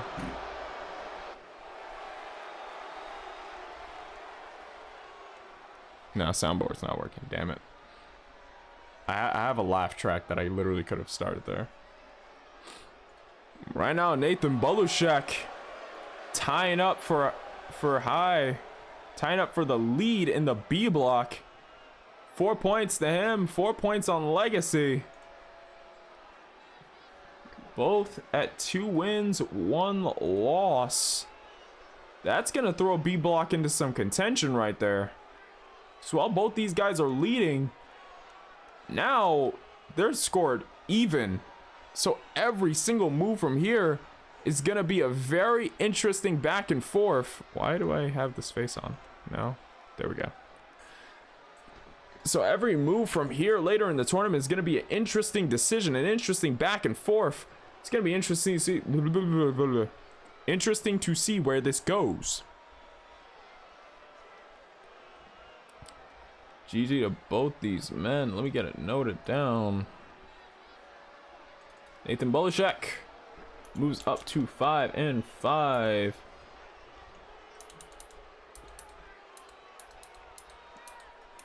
Legacy moves to 4-6.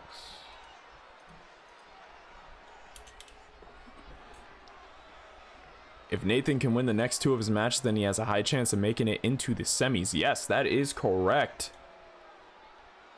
Nathan's current streak, if he wins the next 2 matches, he could potentially lock in a spot for the semis, assuming Legacy does not do the same. And looking at the rest of the B block, he could in fact get himself into the semifinals. Also, Velvet is up next, I believe you are correct. This is gonna be an interesting matchup. If you have followed the grudge between these two on Retro Kumon Dojo and Taqueria Shop, Aaliyah Amir seemed to be trying to blaze a path of her own all over the old, more established past prodigies of the dojo, calling herself the new face of the place. And let's just say it didn't sit well with Miss Dove. Let's just say it didn't sit well with Miss Dove when a certain Isabella Ramon was knocked out of the inaugural women's title tournament at the hands of Aaliyah Amir. And I already know Scurvy's got his eyes on this one. Past history between these two. Not bathed in a personal grudge, but Velvet, Isabella's closest friend. Velvet didn't take it lying down when she got her hands on Aaliyah. And I know that grudge is not lightened up in the slightest. But now, Dove's the champion in DKW. Aaliyah has a point to prove over here. Aaliyah Amir, in her own right, does have a reason or two to claim that she should be DKW Women's World Champion. She was in the finals of the inaugural tournament on a fairy tale-like run, but Danny Weaver would be the one to cut her off at the final pace. Danny becoming the inaugural Women's World Champion, and Aaliyah being left to pick up the pieces. But definitely upping her game in the process now with a new attitude.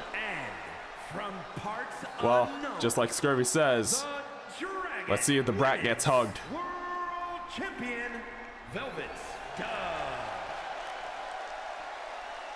And you can tell Velvet's face right now. She has the same entrance, but there's a certain anger in her eyes, looking down at the ring and seeing Amir. I don't think Amir is gonna like the hugs that get sent. Why does Danny Weaver sound like the name of an anime protagonist to me? God damn, I never thought about it like that. Honestly, kind of does now that you mention it. And now I can't unhear it. Damn. Danny Weaver. Huh. I was watching a lot of anime when I made her. Speaking of which, I need to finish off some animes I left behind.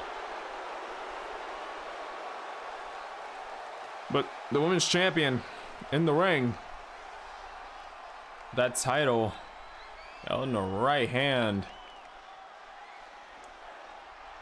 Not moving an inch from that spot. Eyes locked on Aaliyah Amir. Aaliyah both ready. Ref rings the bell. Collar and elbow tie up. Aaliyah Amir already turning out the spinning Uranagi. Now looking suplex. Nails the mark. Right hand turns Amir around. Rear waist lock. Now just picks her up. Ooh, drives her face first. Inverted suplex there. We may see some very passive aggressive hugs. Honestly, I'd be surprised if we didn't. Certain aggression from both women, but on Velvet's half, I understand the anger. She took your best friend away from what was probably her dream. But all things considered, you're a champion over here, and Aaliyah is a potential challenger. You need to keep your head in this. Now Aaliyah pushing her out, pulling the head in. Puts a little bit extra oomph on that neck breaker. Grabs her by the head. Kick to the ribs. Think that one's to his chest. Now clothesline. Back elbow from Velvet to break it up. Aaliyah gets right back into the driver's seat instantly, but no, Velvet using the sharp point of her elbows to break the grip of Aaliyah. Now a gut shot. Calling elbow there, sends her straight into the corner. Already has the hands wrapped and just throws her over. Wow! Oh shit! And now making the run over. Rear waist lock, holds her high and oh, drops her straight down. We've seen people in previous matches use the outside to try to get more damage. I think Velvet's gonna stay out here using the full 20 count of the D1 rules. Calling elbow, kick to the gut from Aaliyah. Calling elbow again. Sends Velvet into the ring, not trying to stay out here too long. Aaliyah could use Velvet's anger against the champion to pick up an upset win. Yep. Yep. It's all possible. That's why oh my god! Fuck! Oh! I'm not sure if you saw that, but the way Aaliyah Amir crumpled after that suplex, she got folded in and compressed at a real tight angle. And now jackhammer on the outside. Both these women not wasting any time, just throwing them. Kick to the midsection. And now, oh! Aaliyah returns fire. The suplex of her own. Same angle and all. Ouch. Gets in the ring. Wait a minute. Gets the knee kicked out. Shining Wizard. One of her signature moves, but now pulls her right back up. Flatliner. Hits Dub with a hell of a combination, trying to put her away as quick as efficient. No, but Velvet kicks out. Velvet's trying to kill her opponent right now. I think that goes both ways. Those suplexes into the apron did not look welcoming nor pretty. Drop kick to the side of the head. No, Velvet moves out of the way. Taking the time to try to catch a break. Low hanging lariat. Overhand chop misses the mark. Caught the arm. Wait a minute. Caught the arm on the second chop. Now traps the arm, reels the head back, trying to get Velvet to tap. You can see a smile on Aaliyah's face right now. This Velvet rolls her out of it. Tries to go for a gut shot. Again, cut off by Aaliyah Amir. Picks her straight up, drops her straight on the back. These girls violent tonight. Oh, that's one way to put it. I think both women still feeling the effects of the suplex from earlier. Oh, knee down. Sends Aaliyah over to the corner. Knee catches the champion. Insecurity kick. Wait a minute. It's crowd chanting fight forever. These two might say fuck it and oblige regardless of the time limit. Honestly, I don't even think the crowd needs to say fight forever. I think they wanted to do that. Not for the better. But now trying to go for another flatliner. Velvet steps back. Catches her. European with a... Oh, what? I said European. Northern Light suplex. A little bit more oomph on that one. Just dropped her like a bad habit. And now gets sent off to the corner. Flips over. Lands on her feet. Ducks the clothesline. Comes back with one of her own. Think you pissed the dove off, but now hooking the far leg on Aaliyah. We got one. We got two and a kick out at two. Quick kick out two. Now picking Aaliyah right back up. Overhand chop connects. Two chops. Third one for your troubles. Take four and catch. No, gets caught. Trying to go for the rear end. Gets caught. Gets caught. Gets caught. Hooks the far leg right off the Shining Wizard. We got one. No, rope break at one. Velvet firing up like a certain American dragon. You can say that again, but flatline on Velvet. Aaliyah not instantly going for the pin, gonna drag her away. Hooks the far leg again. We got one. We got two. And we got three. Aaliyah Amir. Aaliyah Amir. It's gonna take the win in this one. In the process, I think might have just mathematically eliminated the champion.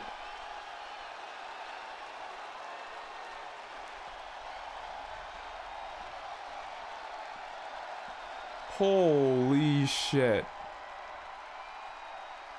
Here is your winner.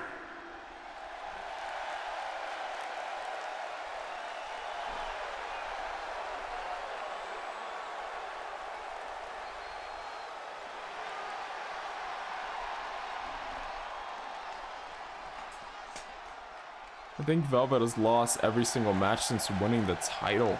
I think you might be right. Winning the title right before the D1. Now everyone's just getting a shot over the champion. Melissa Ewing, Victoria Salazar, Aaliyah Amir. 3 losses back to back. Aaliyah moving up to 4 points. This new attitude of hers, it's working. But at what cost is the question. This is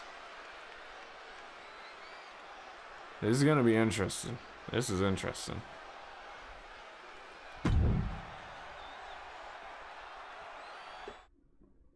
Hell of a match between the two.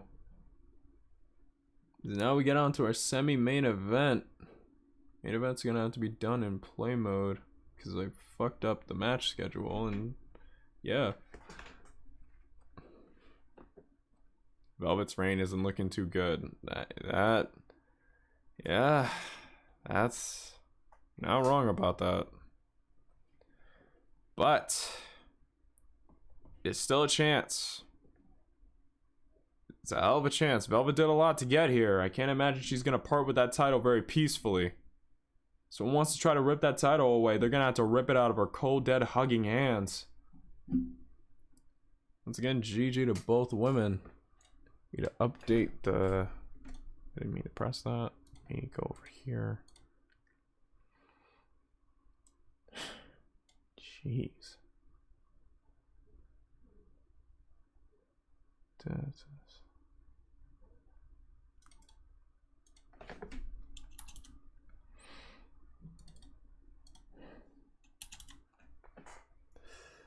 Oof.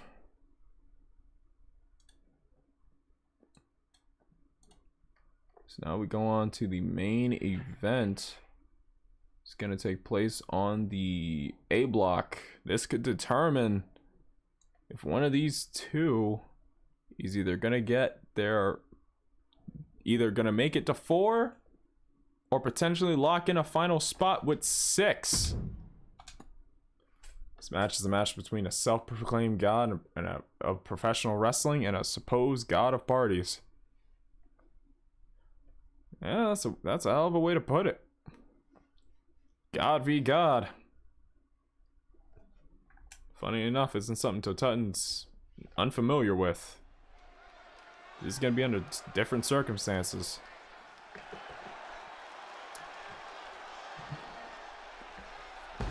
The fall is scheduled for one fall, making his way to the ring from Huntsville, Alabama, weighing in at 220 pounds, Bulldozer.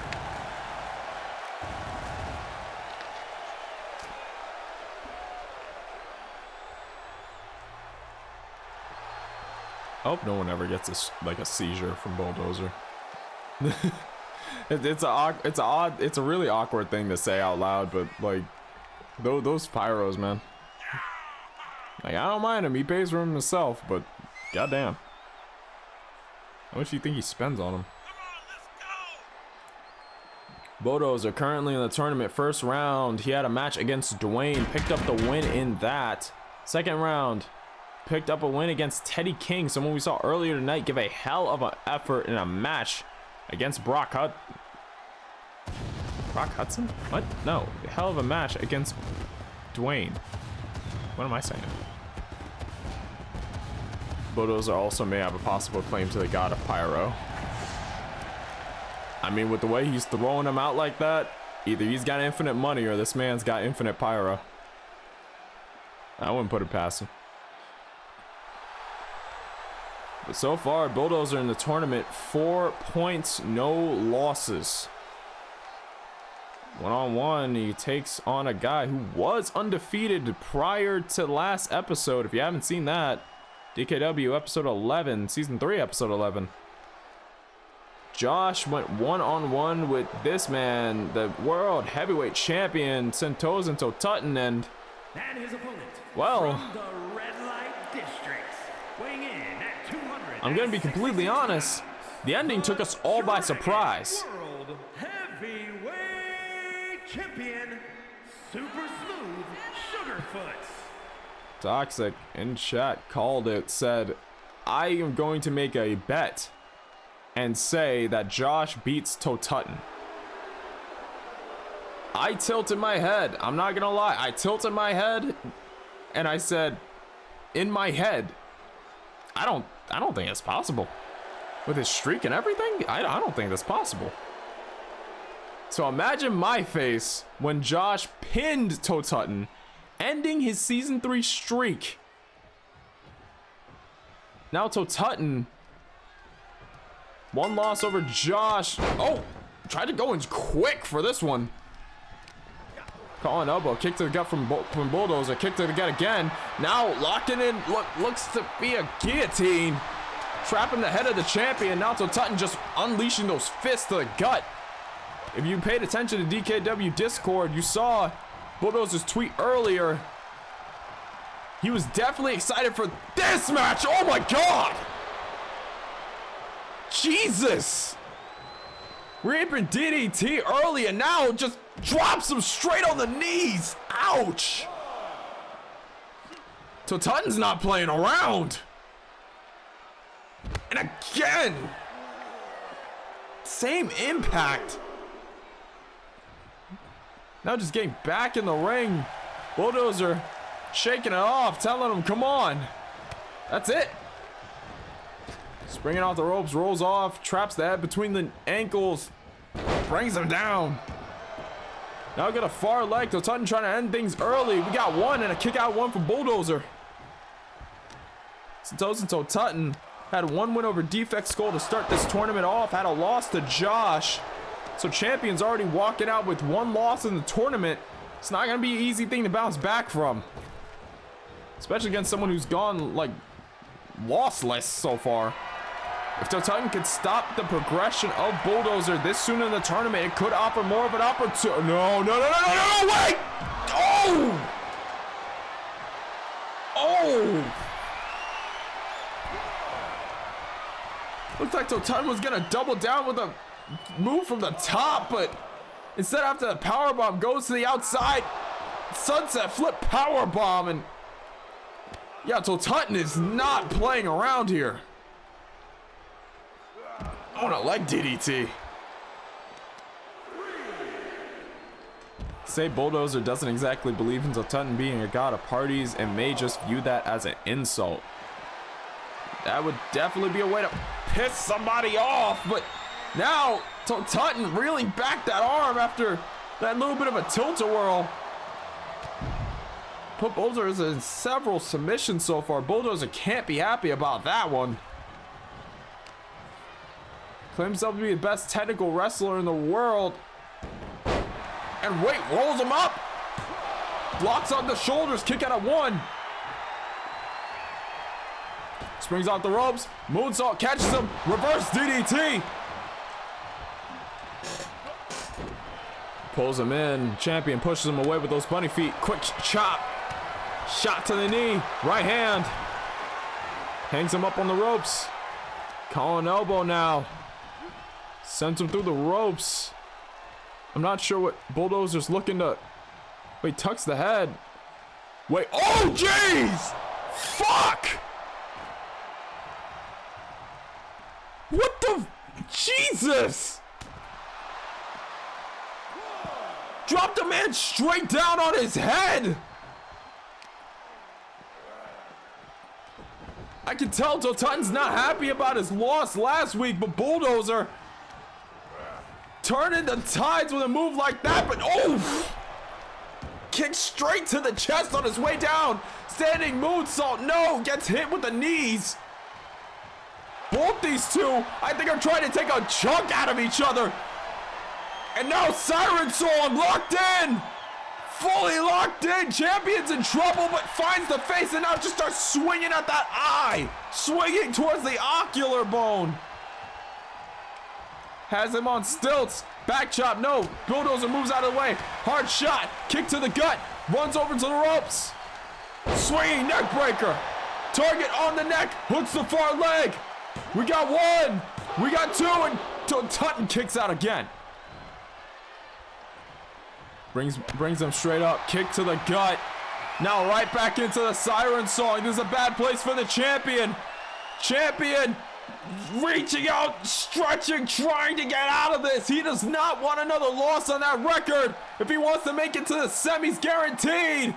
If he wants to stop Bulldozer's progression, he's gonna have to do it here. Now just swinging at the face. Calls that the Sin Eater. Oh wait, but did I have the wrong name? I thought that was the Siren Song.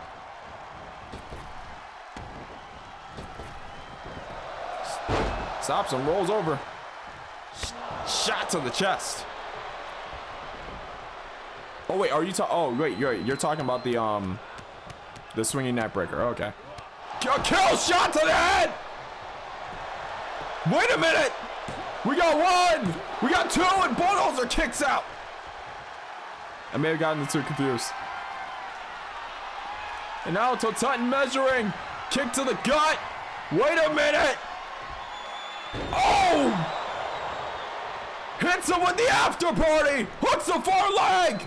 We got one, two. No, and another kick out for Bulldozer. He's not out of this yet. Swinging neck breaker is the Sin Eater. Okay, got it. I was a little bit confused there. Kick to the chest. Turns the Champion around. Tries to connect that right hook to turn the Champion around. No, Tutton gets him right back up. Hangs him up over the top. The crowd getting louder and louder by the second.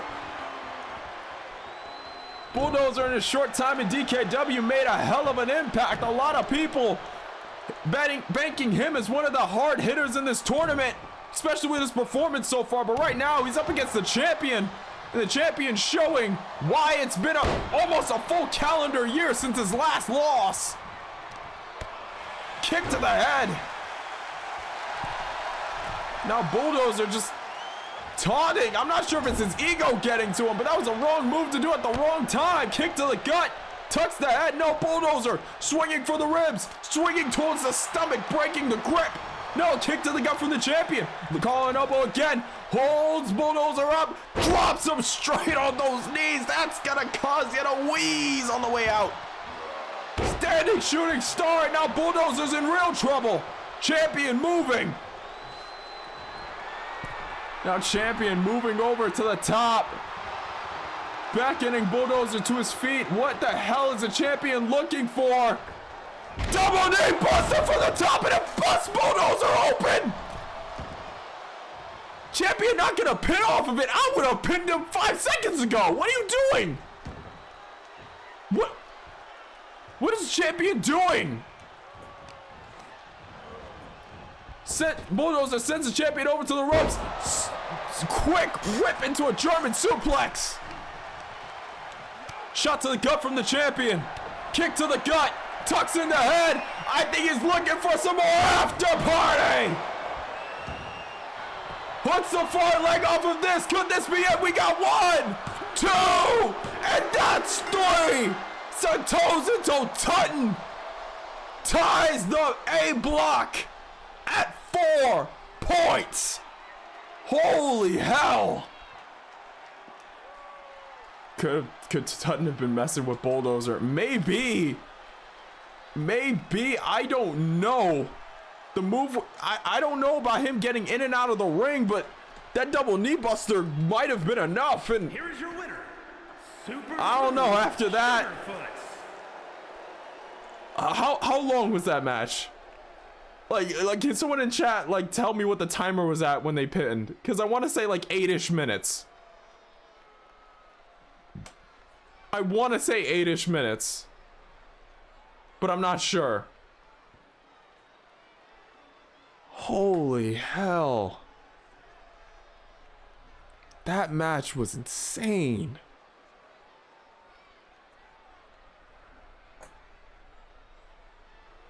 Damn. Hell of a match from both of these guys tonight. I know my throat's gonna hate me tomorrow. Hopefully it doesn't lead into another cold. If so, it was close to my prediction earlier. True. Actually, yeah, you've really been on point with the predictions lately. Holy shit, Toxic. You've been on point with these predictions.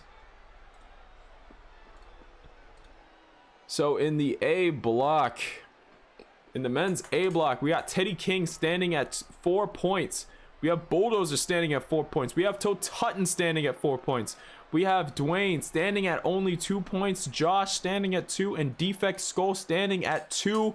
The semifinals are still looking possible for those who have scored losses in the B block, in the A block of the men's division. Right now, it looks like it could be really close to being an A block tie. Teddy King, Bulldozer, and Toe Tutton being the main convicts. Main suspects. I also think it's Bulldozer's second ever loss in DKW. We can actually check right here. That is correct. That is his second ever loss. I believe his first loss coming one-on-one with, I believe, Defect Skull prior to the tournament start. Since then, he was on a roll and went one-on-one with the champion. This would be his second loss in DKW so far. 5 matches total, 2 losses. But it was really hard-fought matches either way. I don't think Bulldozer has delivered a single bad match, so that's something to be proud of right there. Holy shit. Toe Tutton moves to 11-1. That one being the Hybrid Saiyan Josh. An underdog going into that match, but surprised a lot of people last episode. But like I was saying before, got a lotto ticket, you could predict the winning numbers with how well you've been practicing things here. Honestly, yeah, 100%. Like Toxic, you might just want to buy a lottery ticket. You might just want to buy one. Holy hell, this man got future sight. Well, I don't know if my predictions like that good. They've been accurate so far. They've been accurate so far. Even the more bold ones have been accurate. Like shit, man. Right now in the A block, Teddy King at 4 points, Bulldozer at 4 points, Totutton at 4 points, Dwayne at 2, Josh at 2, Defect Skull at 2. 2 rounds remaining in this tournament. It could be possible for Dwayne, Josh, or Defect Skull to pull back into the running for that semifinalist spot. If they do, tiebreakers would have to be in effect to see who can actually get past it. B block action. Nathan Balushek moves up to 4. Brock Hudson currently at 2 points. Legacy at 4 points. Will Ospreay at 0 points. OBS at 4 points, and El Polo del Diablo at 4 points. So currently, B block is in a really interesting spot. Any wins or losses from here could shake the very semi-finalist core at its own. There is no way to know. Next show could decide first place in the men's A block. It really could. Next show, Defect Skull goes up against Teddy King. Josh goes up against Bulldozer. Dwayne goes up against Sentosa and Totutton. And that's just in the A block, at least what I have scheduled, in no particular order. In the B block, Will Ospreay goes one-on-one with Legacy. Not Legacy. Will Ospreay goes one-on-one with Legacy. We have OBS going one-on-one with El Pollo del Diablo, and we have Brock Hudson taking on Nathan Balushek in the tournament. So that could help shape some things to happen down the road in the tournament. I'm saying all this prior to the actual match, just because next up is our main event, and I want to clear the air with this. So realize I messed some stuff up there. There we go. As we just saw, what could possibly be the A block semifinals match. Actually, it could be. If both these two continue on their paths and do pick up 2 more wins on the way, they would have a tiebreaker. And potentially, oh yeah, depending on the way this tournament goes, 100%, these two could face off again in the semifinals. And assuming one of them goes to the finals, if Bulldozer was able to go to the finals off of that, Bulldozer and Totutton 3 could potentially be for that world heavyweight title, that big blue belt.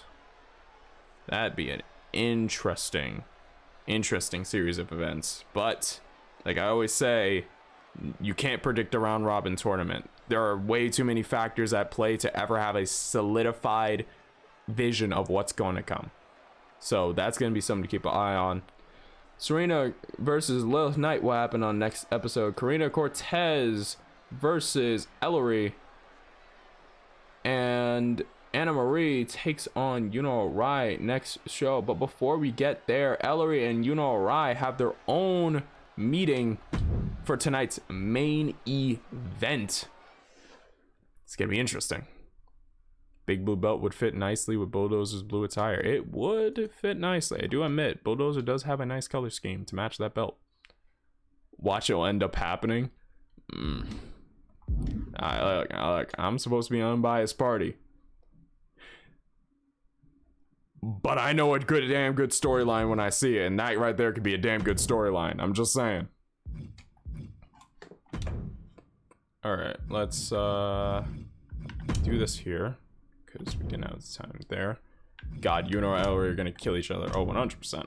That reminds me, I still have Soul and Cosmos saved on here. Yuno Rai, one-on-one with Ellery. D1 match. The main event for the evening. Yuno Rai goes one-on-one with Ellery. Yuno Rai, the previous DKW Women's World Champion, goes one-on-one with the barefooted Saiyan. This is going to be interesting. Definitely need that bra and panty trampoline IKEA match for them. Jesus Christ. This man is trying to have us lose one of our wrestlers in the IKEA. It's crazy. Is scheduled for one fall. Making her way to the ring. Hey, yo, wait, what? Women's World Champion. She's not supposed to have that. Did I forget to update it? I think I forgot to update play mode. Ignore that she has this. Velvet is supposed to be the one holding this title right now. Or maybe this is the start of Yuno's I'm still the champion phase. I don't know.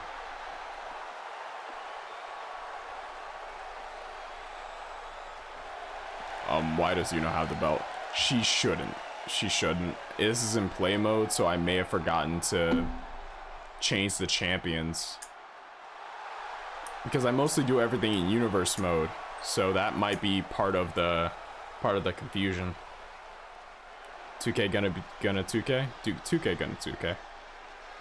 I'd say 2K gonna 2K. From another time, L-O-E. Ellery, the barefooted Saiyan, making her way down to the ring. Let's make sure she just writes her name out on the title. We'll just say she brought a replica and is claiming to be a champion. Yeah, I think that's a good gimmick for her. I think that's a good gimmick. I never lost the title. Y'all are tripping. What gimmick has ever went wrong with that? Usually interesting. For like the month or two they last. But looking at both women in this match, Yuno Rai 2 points, Ellery 2 points. Both looking to get to 4, tie up for the second highest in the women's A block. It's currently the first highest belongs to one Lilith Knight. So right now, both these women looking to get to 4. They're gonna have to get through each other to get there. Tries to go for the foot, gets caught. Caught with the sling blade. Kick to the gut to stop Ellery's advance. Second one, kick to the leg, big chop, kick again, and springing off the ropes with a forearm. Yuno Rai is one of the women's wrestlers on this roster that I constantly have to remind myself not to judge by her physique. She may seem on the thin side, but I'm telling you right now, she hits hard with those legs. She can kick. Like, this girl been on some soccer teams before, because I swear she knows how to kick someone's head off. But the same can be said for her opponent, Ellery, unloading some kicks on her own right as I start talking. Saito suplex. But there's one thing between kicking a ball and a whole nother when you're trained to kick somebody in the head. Ellery, a very dangerous striker in her own right. Full-blooded Saiyan, prefers to fight barefoot. Limits herself, usually claiming no Super Saiyan, no none of that. Gonna keep that off the table.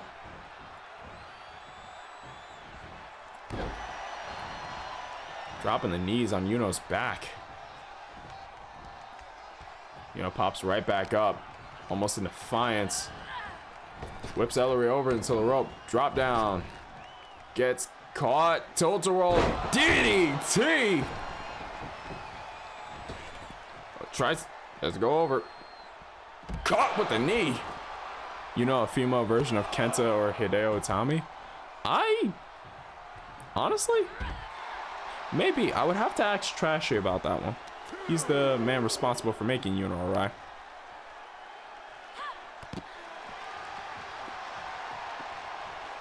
He shot straight down. Forearm there. Pops right back up. Calling elbow. Sends her into the ring.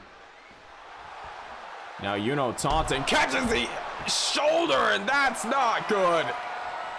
Took a little bit too much time, and now Ellery. No. Changes her mind. Chooses not to go. Skyboard. Oh. Oh. Oh. Ow. That's going to be nasty. Again goes in with that knee.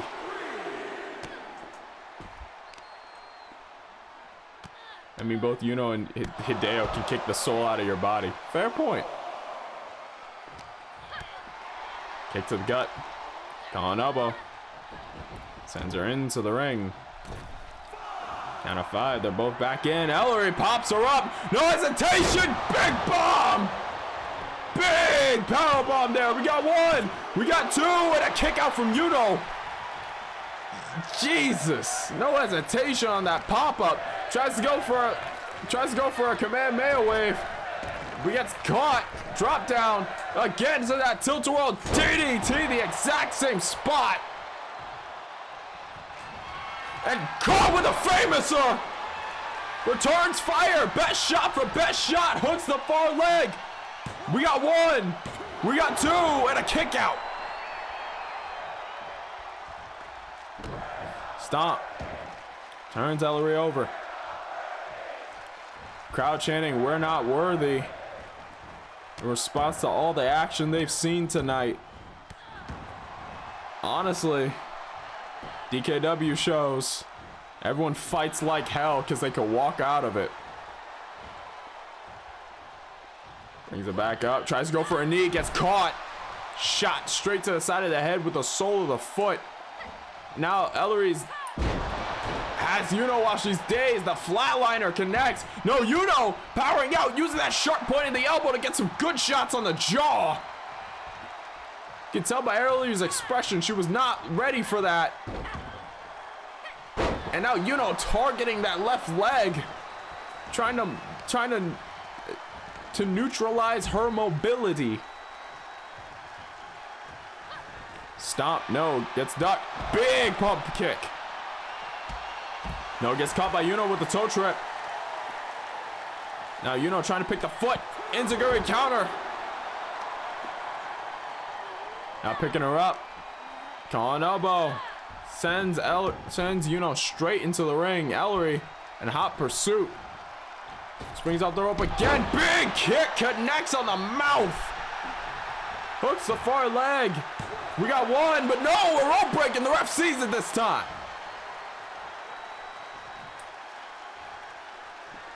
No wasted motion from Ellery.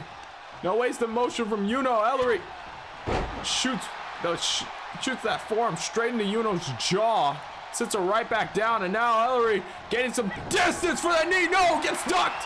Yuno gets right out of the way. Catches her. DDT. And now swips off the shoulders. Oh! You should have not been taunting. That knee may have corrected it. No, baits her in. Pushes her away, I meant to say. And now reeling the arm straight down. Stomp.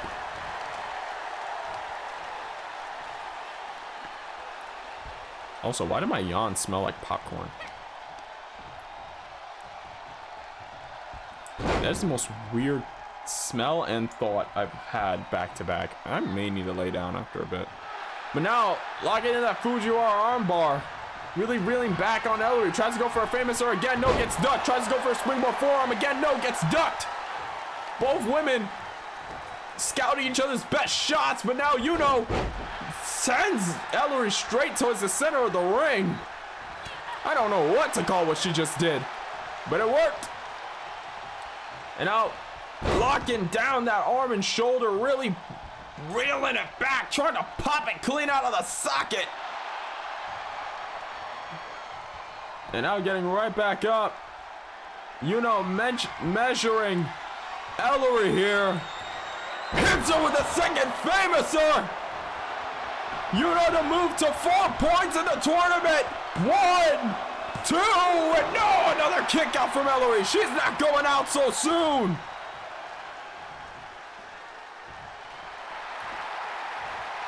Now, super kick lands on the jaw, springs off the rope, big forearm to return fire. Taunting at the wrong times can get you the worst of receipts. And Ellery trying to teach that lesson, but ducks out of it. Low-hanging kick, snaps her jaw.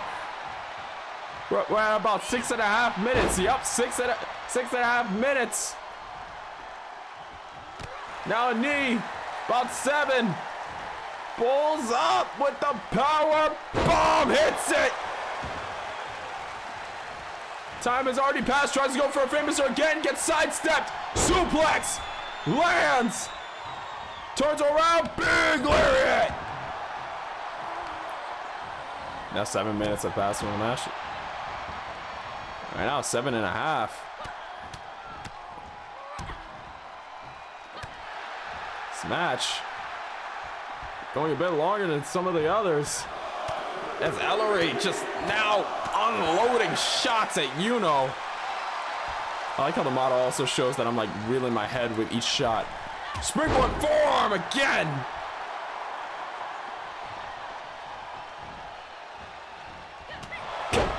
Kamehameha wave lands. No blast, oh connection. Rope break from again. Said I'm not going out. You're gonna have to knock me out. Kick to the side of the head of Ellery. Ellery standing up quickly, not letting it deter her. She said, ditto. You want to play this? We can play this.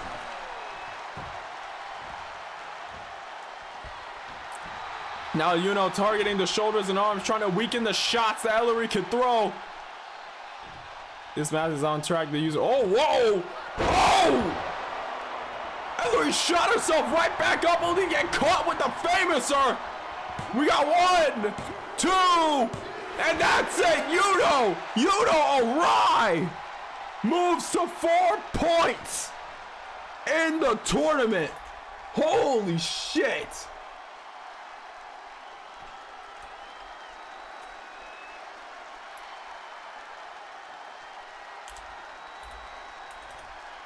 Here is your winner.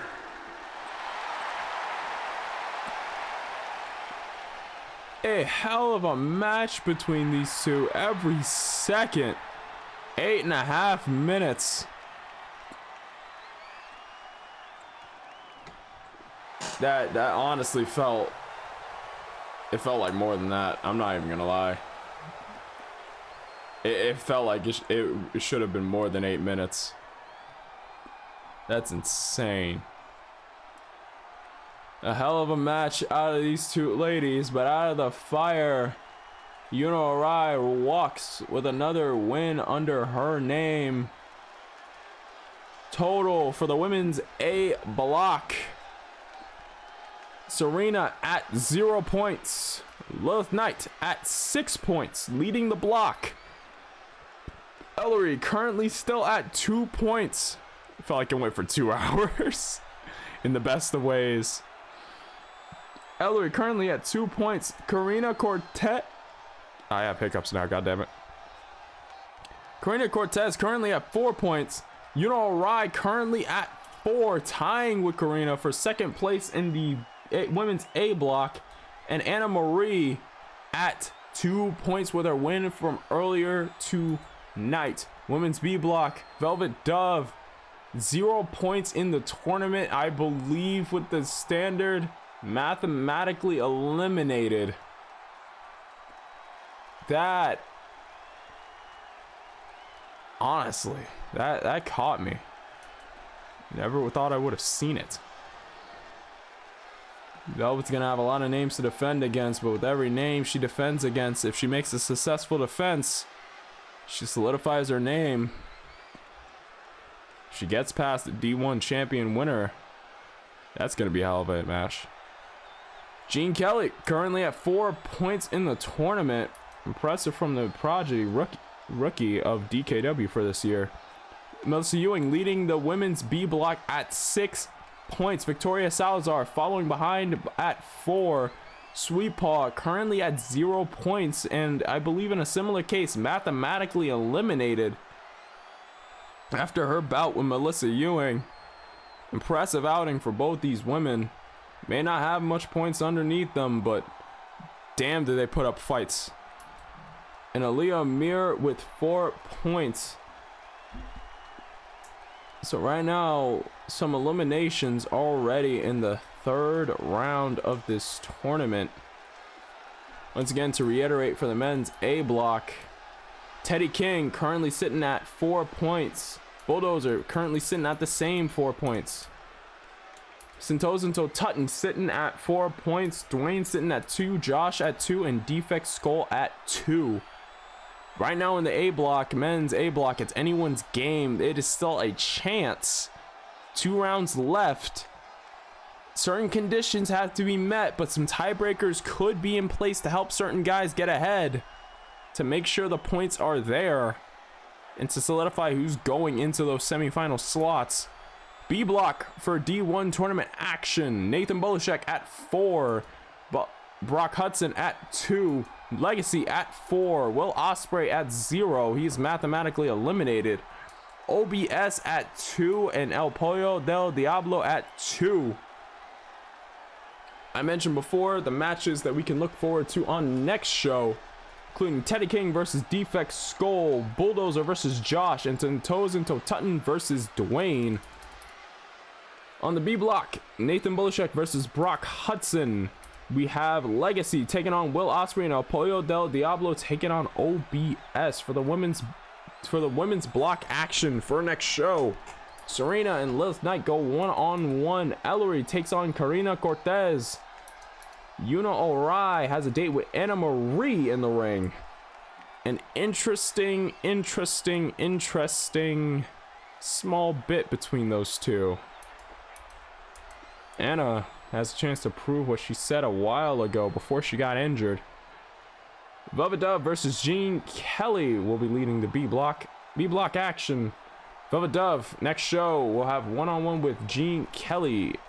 Melissa Ewing is going 1-on-1 with Victoria Salazar. Victoria has a chance to halt Melissa's progression and potentially tie up the score with her to lead the B block. Sweet Paul has a date with Aaliyah Amir.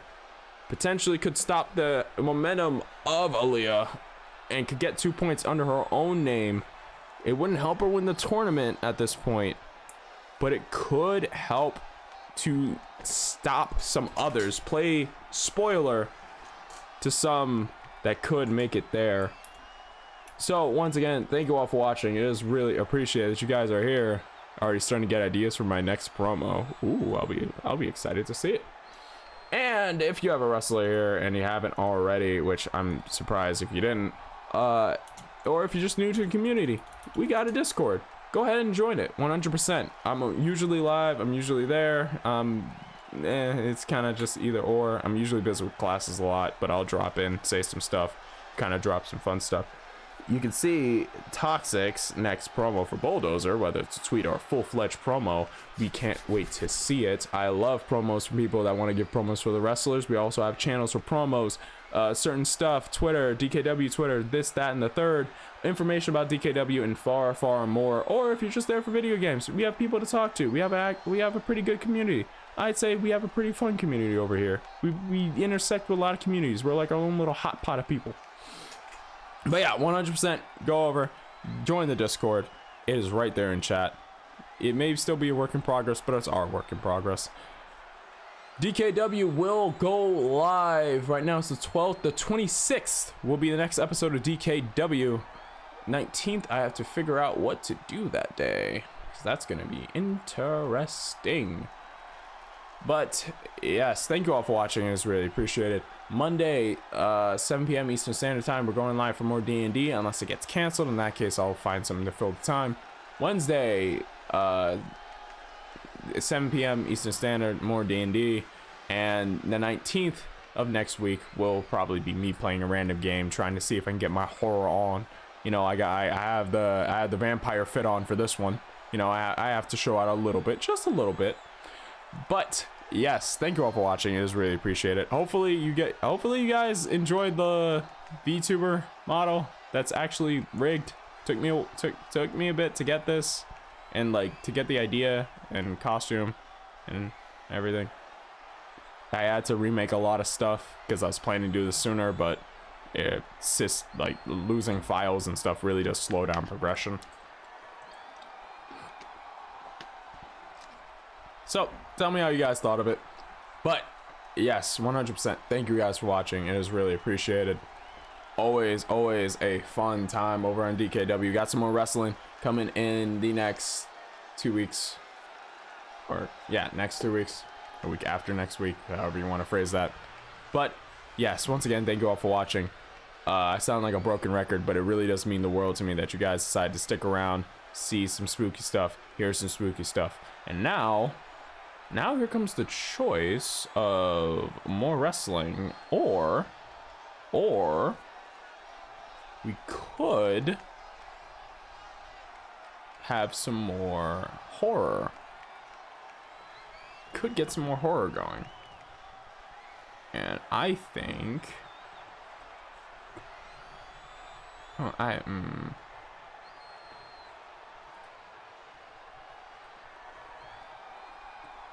I think currently it could be a fun little time to send you guys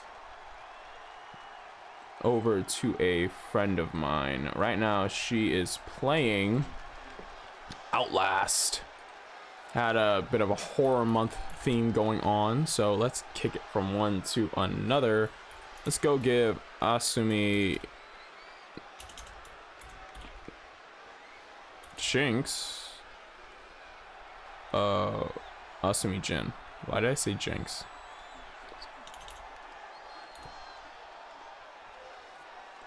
Asumi Jin. Yep, so we're gonna go give Asumi Jin a raid. Right now she's playing Outlast. So let's go over and try to scare her. She has also sound alerts. You didn't hear it from me, but they're funny as shit. So do it. That was me trying to wink, but this model can't wink, it can only blink. Let's just pretend that